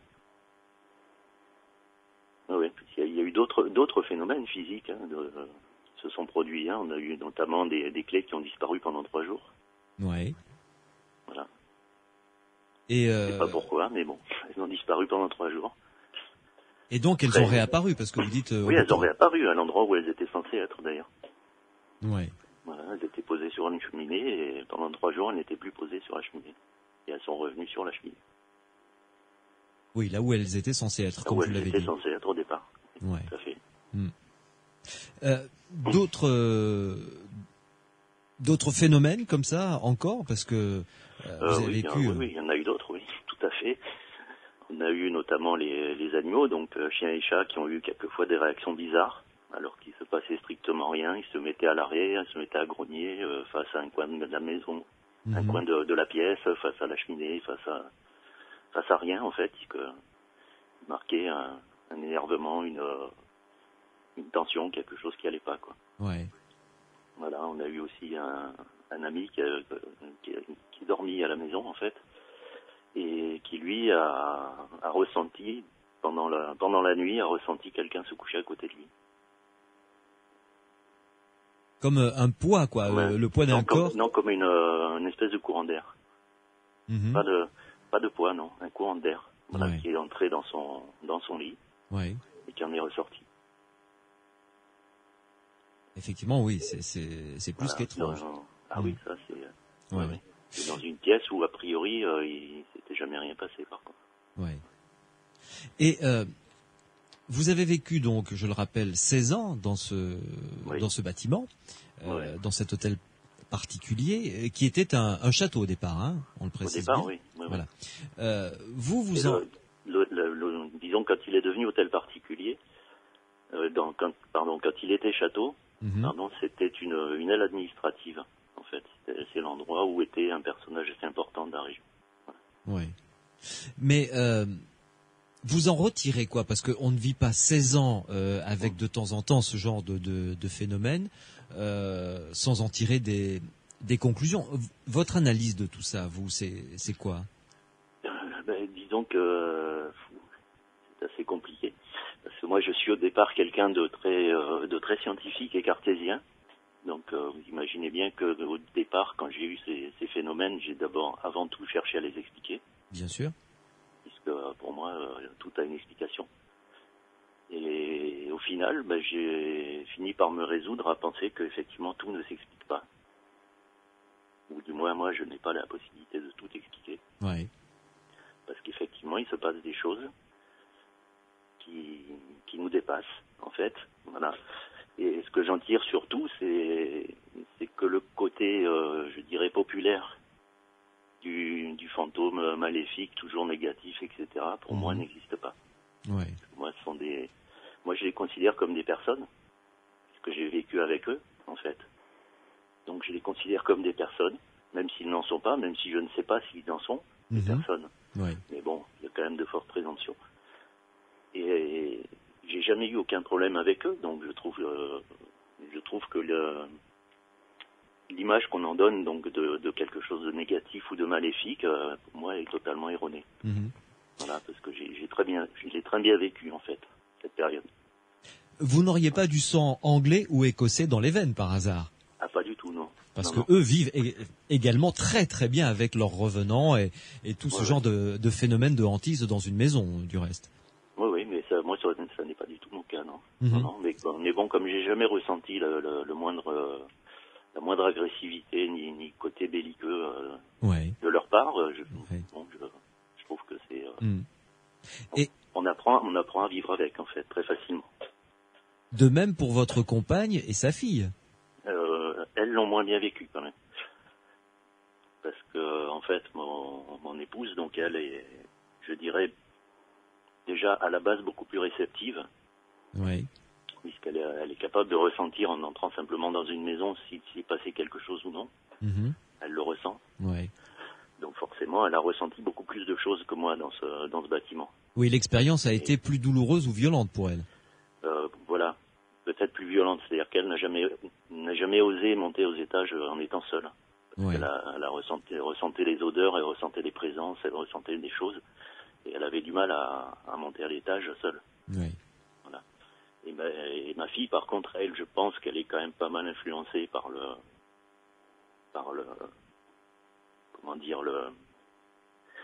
spectacle, c'est-à-dire les feuilletons américains qui jouent beaucoup là-dessus et tout ça. Et donc, elle a donc a priori déjà au départ une idée plutôt négative de la chose, donc elle a du mal à le prendre bien, quoi. Ouais.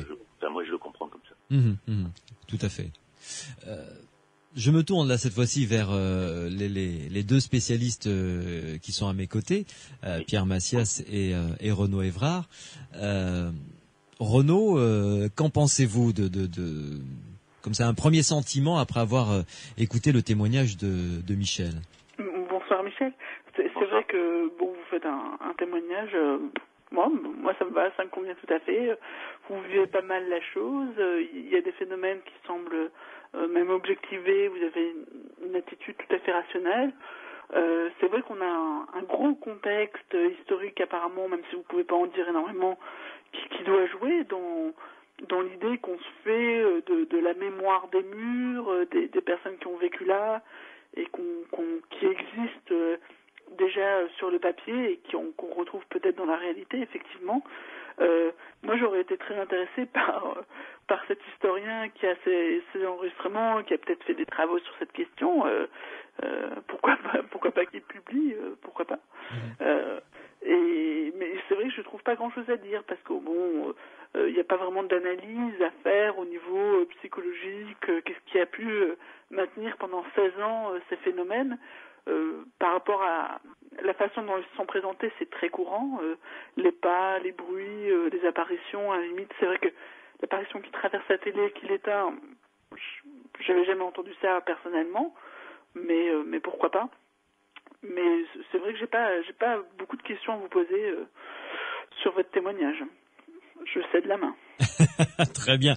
En revanche, Michel, est-ce que cet historien dont vous nous avez parlé a toujours ces enregistrements? Parce que je vous avoue que ces enregistrements m'intéressent bougrement. Oui, ça, je m'en doute, oui. Mais je ne sais pas. Il faudrait que je reprenne contact avec lui parce qu'en fait, il a changé de secteur complètement. Ouais. Et c'est pas vraiment perdu de vue, mais disons qu'on est moins en relation. Bien sûr. Je peux toujours lui poser la question. Nous en parlerons hors antenne un petit peu plus tard, parce que je vous avoue que là, ces enregistrements sont très très intéressants, ne serait-ce que pour découvrir la nature du bruit et son existence tangible. Parce que là, il y a quelque chose, une preuve, je veux dire, ou un début de preuve, au moins. Oui. Tout à fait. Mais ces phénomènes, selon vous, continuent de se produire? Oui, bien sûr, oui. Ce qui veut dire, et alors là je pose la question à Renaud ou à Pierre, il ne s'agit pas d'un cas de poltergeist, c'est-à-dire d'un phénomène produit par quelqu'un qui, de manière inconsciente, produit ces types de phénomènes paranormaux, mais là d'un réel cas de maison hantée, Renaud. C'est difficile à dire pour la simple raison que il faut toujours qu'il y ait un être humain pour observer quand il y a des phénomènes. Oui. Et donc là, on peut jamais vraiment annuler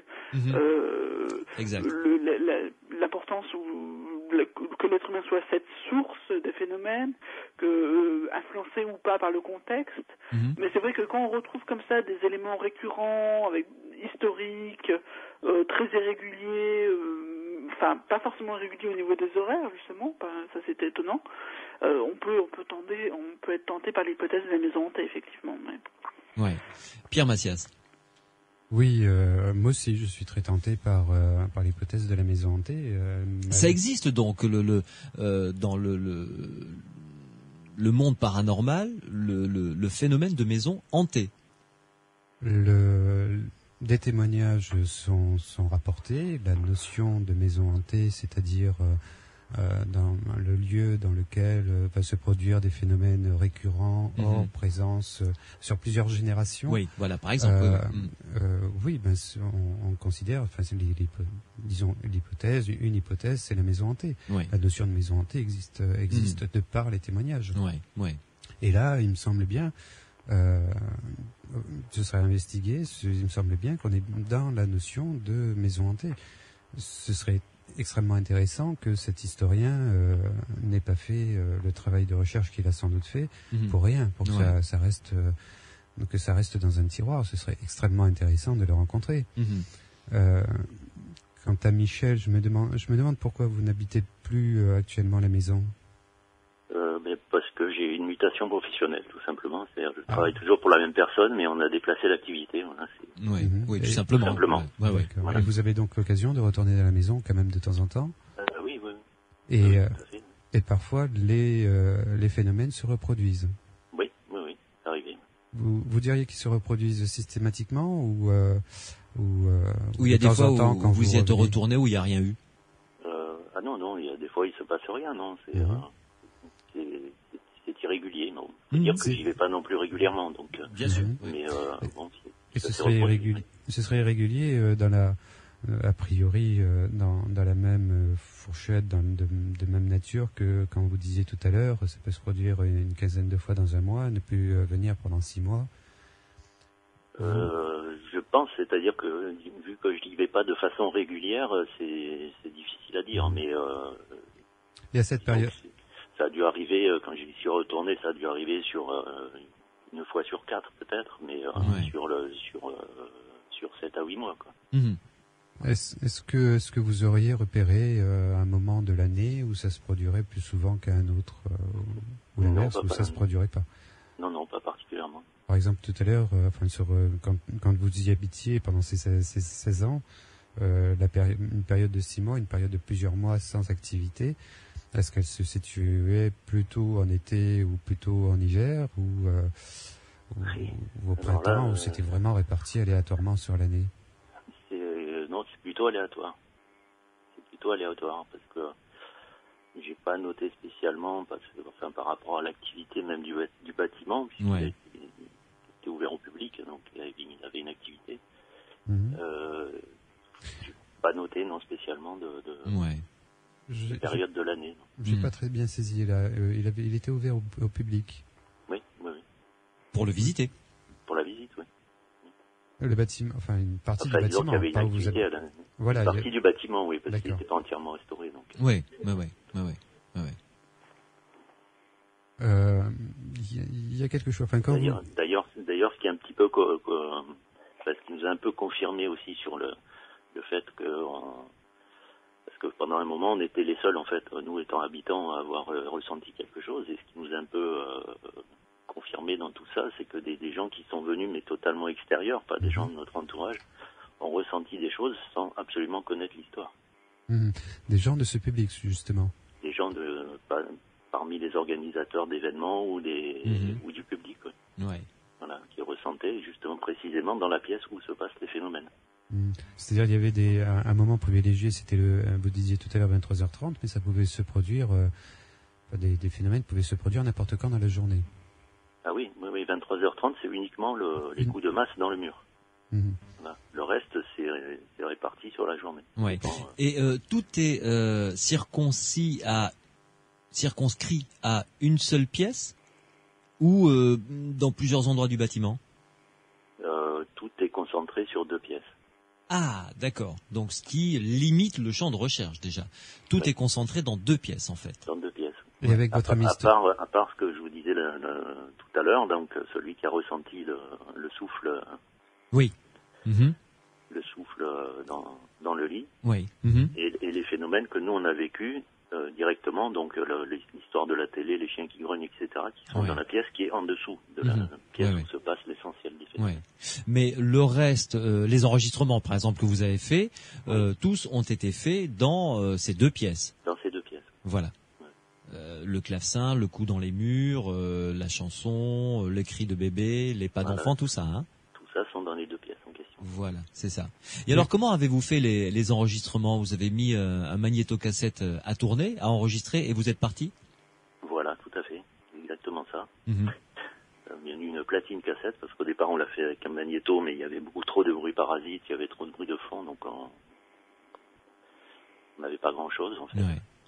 Donc après on a mis un matériel un peu plus sérieux pour avoir moins de bruit de fond, et là on a commencé à entendre, et on a fait aussi un enregistrement numérique qui a permis de nettoyer les bruits de fond, sur lequel qui lui par contre n'existe plus, ça je le sais. Ah, dommage. Oui, c'est dommage, oui. Mais bon, la personne qui l'a fait est quelqu'un de très sensible à ça, et il voulait pas le garder. Ouais. Bon, dommage. Écoutez, Dommage. On ne peut pas en tout cas tirer de conclusion, Pierre.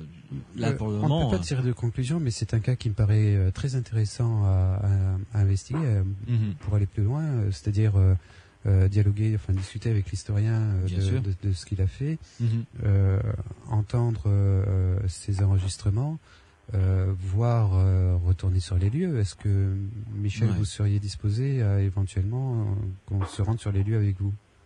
Un peu, on peut éventuellement voir ça, oui. Et qu'est-ce que ça représente? Manifestement, vous semblez quand même assez comment dire, pas choqué, mais assez impressionné, je dirais, par cette maison. Oui. Tous ces phénomènes, pour vous, ça représente quoi dans votre vie? Pourquoi ça vous impressionne tellement? Je pense, comme je disais tout à l'heure, c'est que moi je suis quelqu'un au départ de très cartésien, de scientifique, technique, vous voyez. Et les choses qui ne s'expliquent pas, forcément, ça me surlupine, quoi. Vous exercez quelle profession, si on peut dire? Moi, je suis intendant. Moi. Je m'occupe justement de bâtiments. D'accord. Voilà. Vous êtes un connaisseur justement de bâtiments. J'ai un cursus scolaire scientifique. Quoi. Ouais. Et en plus, la pierre, les fondations, les bâtiments, la construction, ça vous connaît, quoi. Oui. C'est votre métier, donc vous savez de quoi vous parlez, quoi. Quand vous parlez de coups de masse dans les murs, vous savez de quoi vous parlez. Ah oui, bien sûr. Ouais. Bien, écoutez, mon cher Michel, je crois que loin de se conclure ce soir, c'est, je dirais peut-être le début d'un dossier que l'on va suivre avec beaucoup d'intérêt, Pierre, Renaud et moi. Très volontiers, oui, si Michel est d'accord. Si Michel est d'accord, bien entendu. Oui, il faudra qu'on en parle. Voilà, qu'on en discute hors antenne, qu'on se rencontre même éventuellement, et que l'on voit comment on peut avancer sur ce dossier qui promet d'être passionnant. Renaud Évrard, le dossier vous semble-t-il digne d'intérêt? Oui, si ça continue à se passer, si ça s'est passé pendant 16 ans et que le bâtiment n'est pas écroulé, allons-y. Oui. Tout à fait, c'est exactement la réflexion que je me faisais. Merci beaucoup Michel en tout cas, et à très bientôt en tout cas. Je vous en prie, à bientôt. Oui. Passez une bonne fin de soirée. Au revoir. Bonne soirée. Au revoir. Stéphane Alix, bonsoir. Bonsoir. Je suis ravi de vous recevoir à nouveau dans les Aventuriers de l'étrange, d'autant que vous êtes de plus en plus au cœur de l'actualité avec cette nouvelle association que vous avez créée. On en a parlé la semaine dernière, juste à la sortie de votre soirée fondatrice. Cette association s'appelle donc l'INRES. Rappelez-nous son objet et comment dirais-je, les membres éminents qui vous ont rejoint. L'objet d'abord de cette association.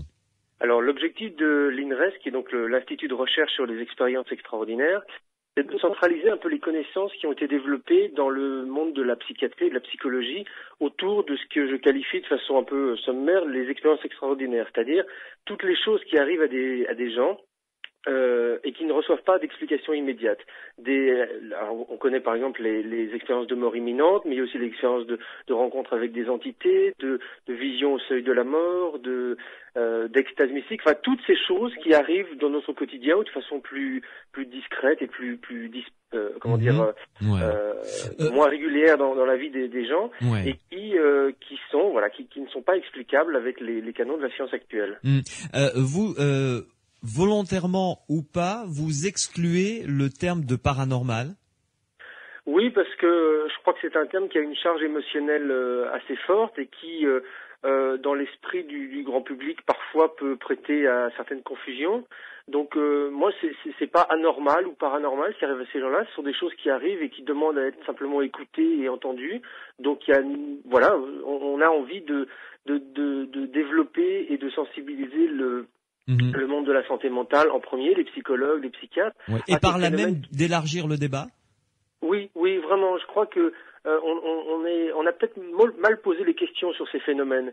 C'est-à-dire on aborde par exemple imaginons que quelqu'un ait perdu son papa et une semaine auparavant et que la veille ils disent avoir vu son papa au pied de son lit. Ouais. On va aborder ce témoignage en se disant est-ce que c'est vrai, est-ce que c'est pas vrai. Alors vous allez avoir d'un côté les gens qui ne croient pas aux esprits, qui vont dire mais non c'est pas possible, cette personne a halluciné. Et de l'autre côté, les gens pour qui la vie après la mort est une évidence, ils vont dire bien sûr il a vu son papa. Mais je trouve que c'est un peu arbitraire de vouloir se cantonner à ce genre de débat. Comment ? Se cantonner à ce genre de débat. Voilà, ça ne fait pas vraiment avancer les choses. Les gens qui sont sceptiques appliquent un scepticisme à mon sens justifié. Les gens qui sont croyants, à mon avis, utilisent et se nourrissent de cette expérience avec la richesse qu'elle présente. Mais dans les deux cas, il y a une décision arbitraire de statuer sur la réalité d'un phénomène ou au contraire son irréalité. Moi, j'essaie de suivre le réflexe qui est celui peut-être qu'utilisent certains psychiatres, certains psychologues que j'ai pu rencontrer, comme John Mack, le fondateur du département de psychiatrie de Harvard, comme Stanislas Grof, l'inventeur de la psychologie transpersonnelle, qui laisse un peu de côté cette question qui en même temps ne nous intéresse vraiment pas, à mon sens, mais qui au contraire essaye d'explorer l'expérience du témoin pour aller un peu plus loin que le simple débat vrai, pas vrai, irréel et réel. Et je prends l'exemple, par exemple, d'une personne qui a vécu une ENDE, qui est une des expériences extraordinaires les plus connues aujourd'hui et les plus étudiées par le monde médical. Vous avez une personne qui va avoir un arrêt cardiaque, mettons dans un accident de voiture, qui va vivre cette expérience de NDE, qui va être extrêmement puissante pour elle. On a des cas de gens qui ont des sensations et des émotions qui dépassent tout ce qu'elles ont pu vivre dans leur vie quotidienne.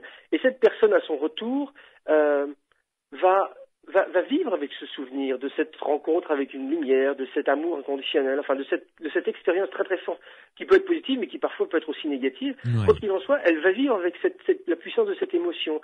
Ça va l'inciter dans les semaines à essayer d'en parler autour d'elle. Ça va l'inciter à essayer de peut-être réorienter sa vie. Elle se dit mais tiens, je fais ça dans ma vie, mais c'est peut-être pas ça qui est essentiel. J'ai envie de changer. Donc ça va amorcer un changement qui va aller en profondeur dans la vie de cette personne.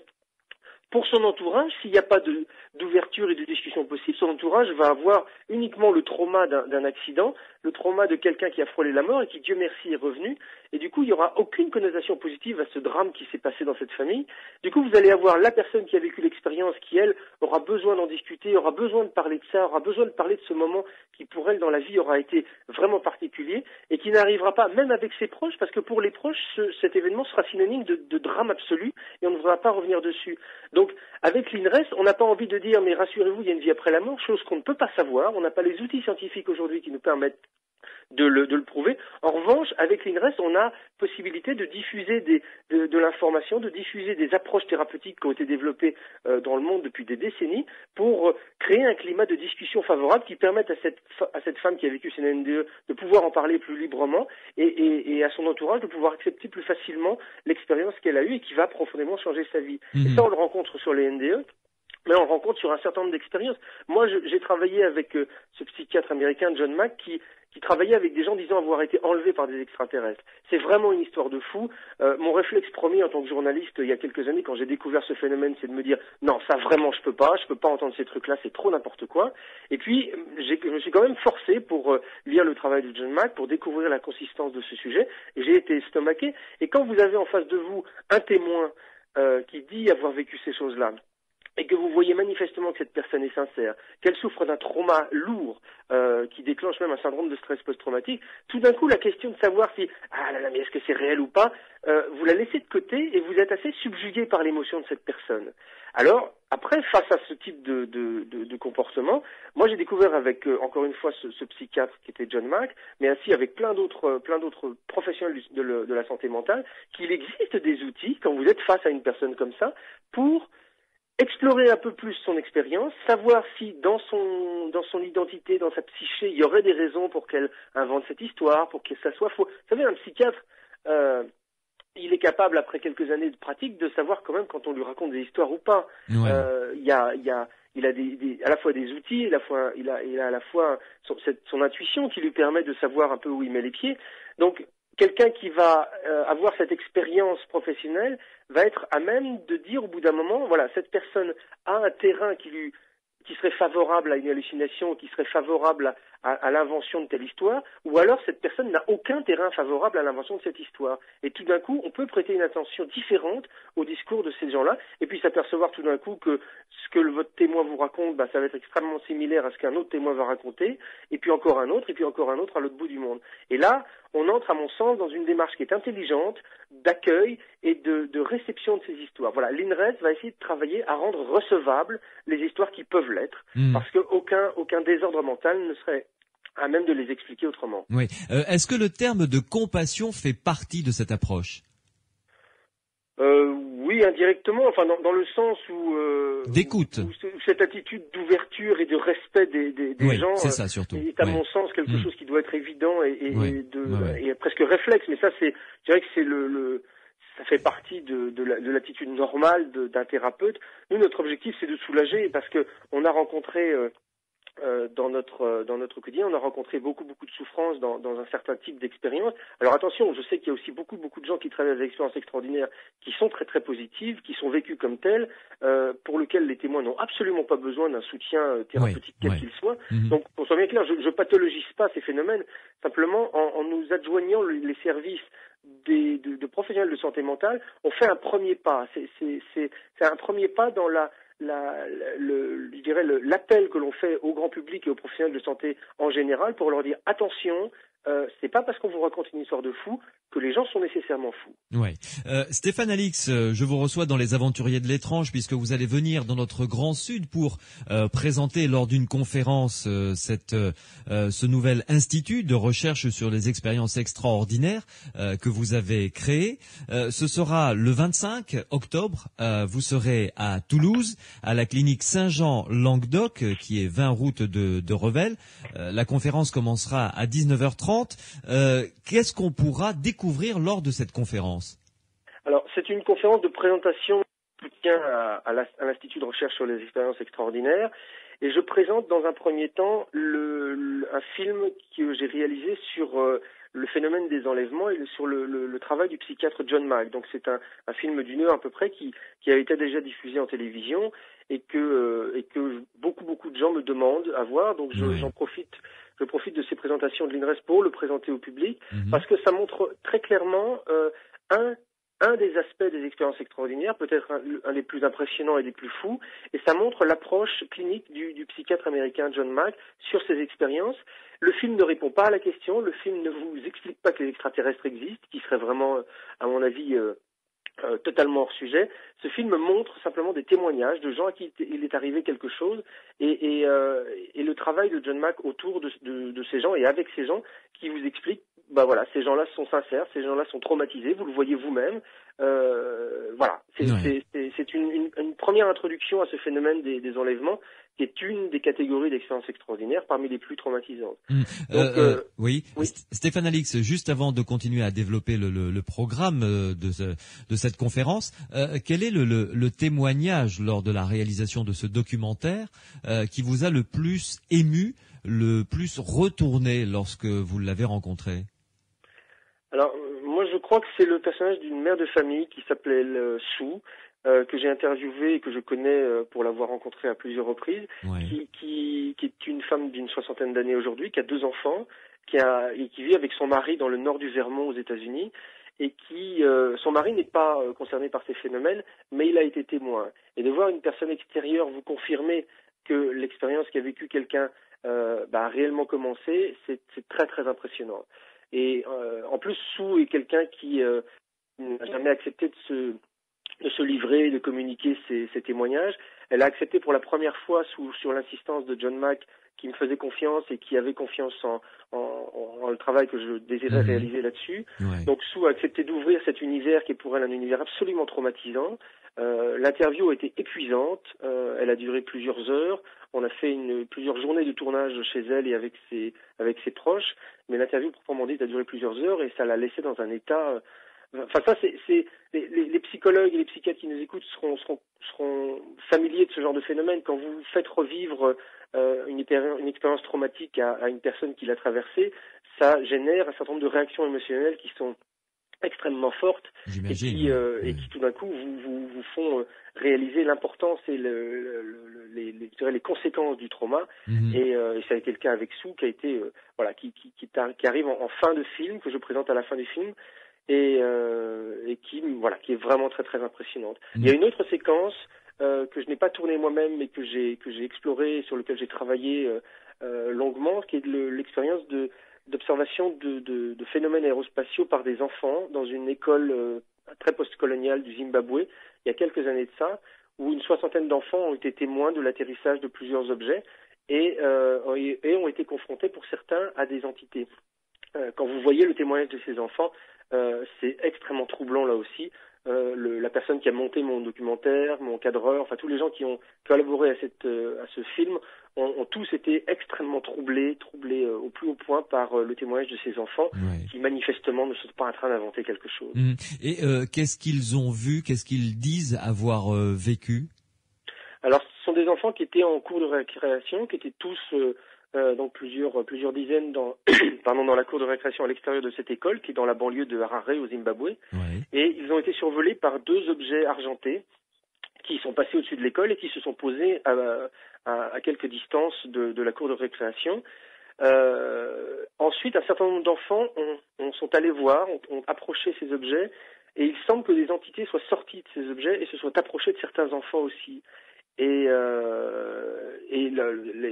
puis il y a eu un espèce de ce qu'on appelle dans ces phénomènes-là une sorte de missing time, c'est-à-dire des périodes de blanc dans l'histoire qui ont disparu de la mémoire des enfants. Enfin là où c'est intéressant, c'est que encore une fois John Mack, psychiatre, était présent au Zimbabwe, a interviewé ces enfants pendant longtemps avec une vraie approche thérapeutique et il y a des blancs qui sont très très troublants. Et l'expérience s'est terminée par la disparition de ces objets et 60 enfants qui arrivent en hurlant dans la salle des professeurs en disant « Ah, on a vu quelque chose, on a vu quelque chose, on a vu quelque chose ». Donc là, les professeurs les ont remis dans leur classe séparément, leur ont demandé de dessiner. Et il y a aussi une petite séquence avec l'interview des professeurs qui sont des gens qui ont l'air parfaitement respectables et qui sont tous estomaqués de la puissance avec laquelle les enfants ont raconté ces histoires et qui se disent moi ça j'y crois pas, mais après avoir vu la réaction des enfants je peux vous dire qu'il s'est vraiment passé quelque chose dans la cour. Voilà. Alors ça donc ce documentaire ce sera la première partie de la conférence et ensuite il y aura également parce que la conférence a lieu donc à l'auditorium de la clinique Saint-Jean-Languedoc. C'est la clinique où travaille le docteur Jean-Jacques Charbonnier, que vos auditeurs connaissent sans doute. Jean-Jacques sera présent pendant cette soirée. Ensuite, on va présenter, je dirais, les grandes lignes de développement de l'INRES dans les mois à venir. On a plusieurs projets très très concrets, notamment celui d'organiser un manuel de description clinique de ces expériences extraordinaires, qui va être en fait un espèce de livre assez simple et assez facile d'accès, qui va regrouper l'ensemble des connaissances que l'on a aujourd'hui sur ces expériences extraordinaires, connaissances cliniques de description, mais aussi connaissances thérapeutiques. Comment est-ce qu'on travaille en tant que thérapeute avec quelqu'un qui dit avoir vécu une NDE? Comment est-ce qu'on travaille avec quelqu'un qui dit avoir vu son grand-père au pied de son lit? Comment on travaille avec des gens qui n'ont pas forcément besoin et qui le disent d'un soutien thérapeutique? Comment est-ce qu'on les accueille? Comment est-ce qu'on permet de créer un espace? Donc tout ça va être assemblé par une équipe de chercheurs, de psychologues et d'écrivains que je réunis le 3 novembre prochain à Paris. Donc ça, on a besoin de fonds pour faire venir les gens. On a besoin de fonds pour faire venir des chercheurs, notamment des États-Unis. Je pense à Stanislas Grof, je pense à Bruce Grison, qui est un spécialiste des NDE, qui doit participer à ce manuel. Donc voilà, très concrètement, je vais expliquer ce que va être ce manuel, comment on compte le faire, qui va y participer, et puis quels sont les rendez-vous que je veux instituer au sein de l'INRES dans les mois à venir. Il y a une collection de bouquins, il y a beaucoup de projets différents sur lesquels je vais entrer dans le détail à l'issue de la projection de ce film. Revenons un petit peu sur ce manuel qui semble être pour le moment la clé de voûte, l'objectif essentiel de votre institut. C'est un manuel qui sera à la disposition de tous les professionnels qui travaillent dans le domaine de la santé mentale, pour pouvoir aborder les différents témoignages, c'est ça? Oui, moi je pense qu'il est, et mes discussions et les présentations que je fais de l'INRES jour après jour me le confirment, je crois qu'il est absolument impératif et urgent qu'une méthodologie extrêmement claire et nette soit établie, afin que les témoins, les participants, les curieux, tous les gens qui s'intéressent à notre activité sachent précisément de quoi on parle. Les expériences extraordinaires, c'est quoi?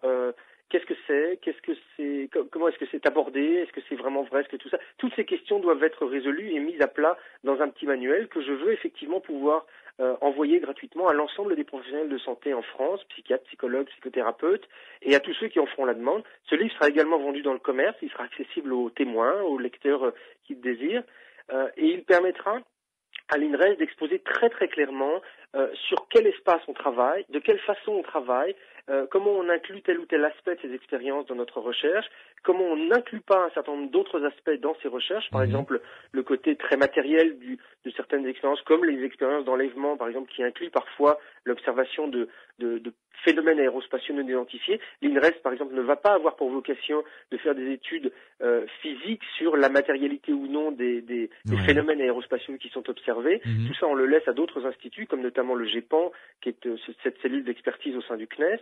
Nous, on est vraiment là pour travailler sur l'expérience humaine et sur les outils qui permettent d'explorer cette expérience humaine. Donc tout ça, cette méthodologie doit être mise noir sur blanc dans ce manuel pour que les choses soient extrêmement claires pour tout le monde.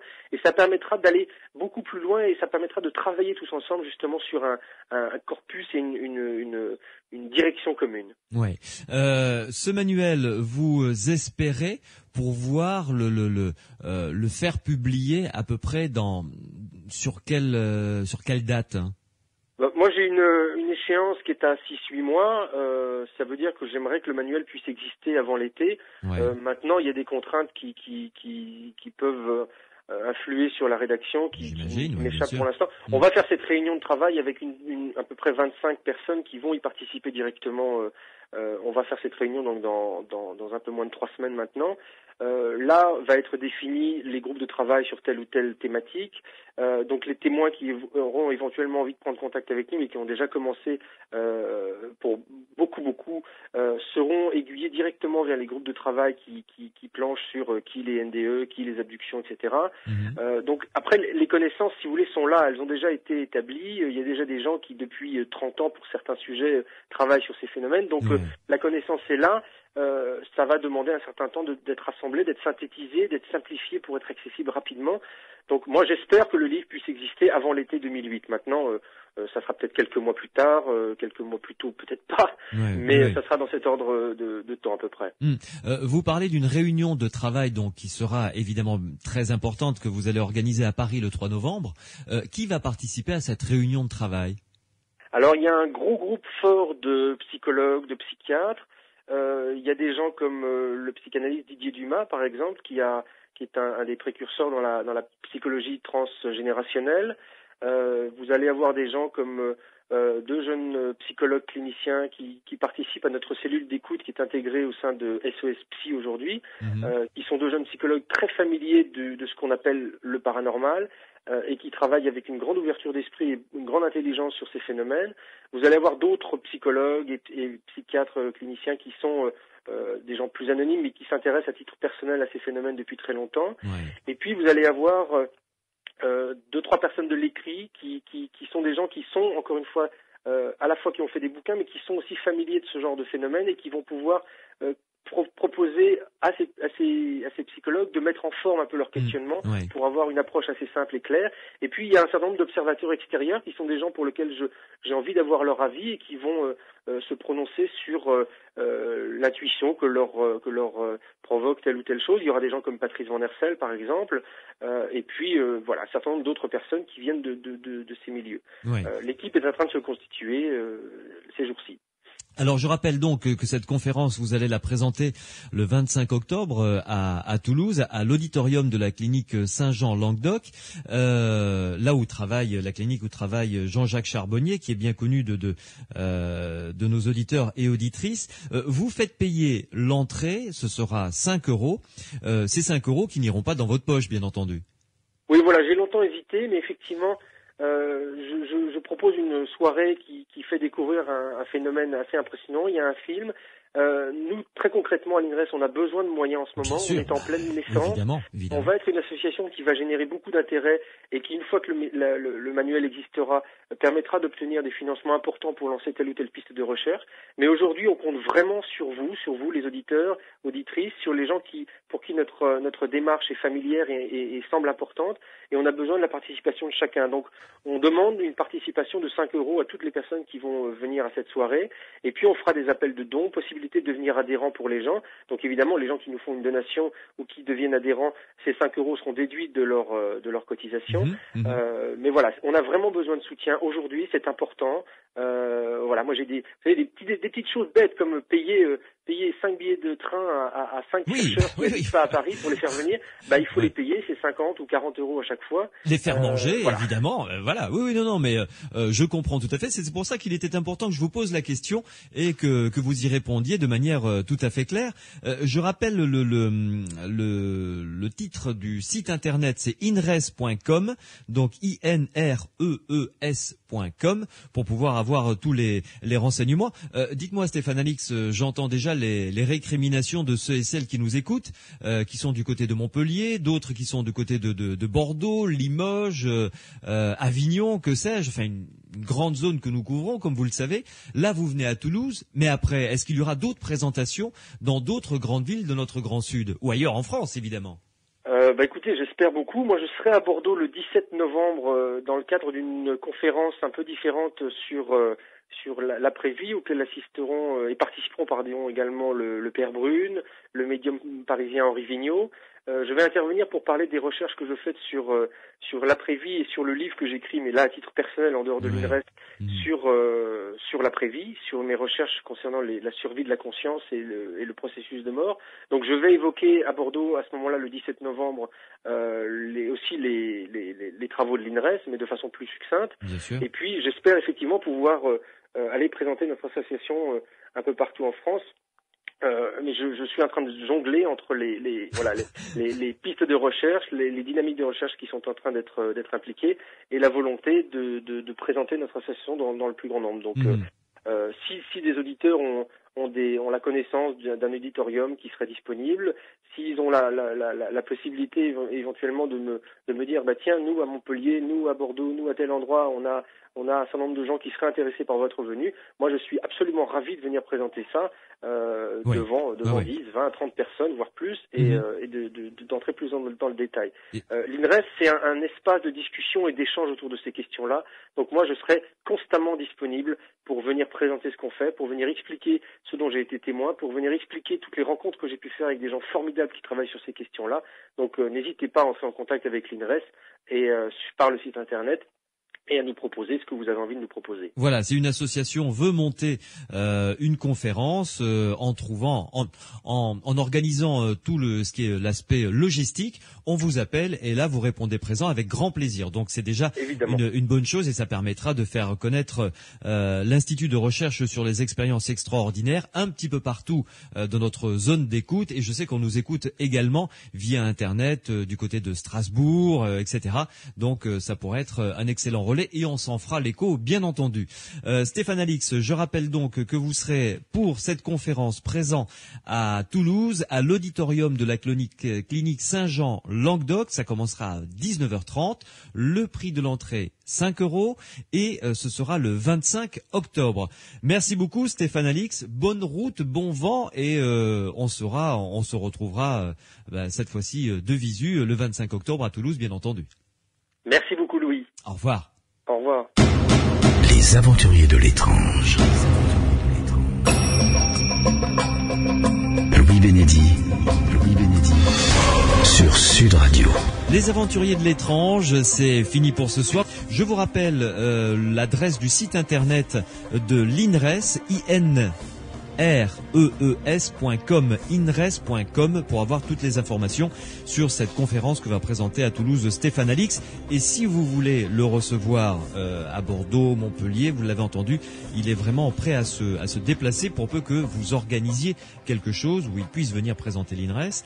Donc là, pour ce coup-ci, ce sera le 25 octobre à partir de 19h30 à l'auditorium de la clinique Saint-Jean Languedoc à Toulouse. Merci à Mathieu Viguier qui a réalisé cette émission, Pierre Massias qui m'aide à la construire. Portez-vous bien. Si vous voulez réécouter cette émission, direction le site internet psiland.org, psiland.org, et à vendredi prochain. Les aventuriers de l'étrange. Louis Bénédy sur Sud Radio.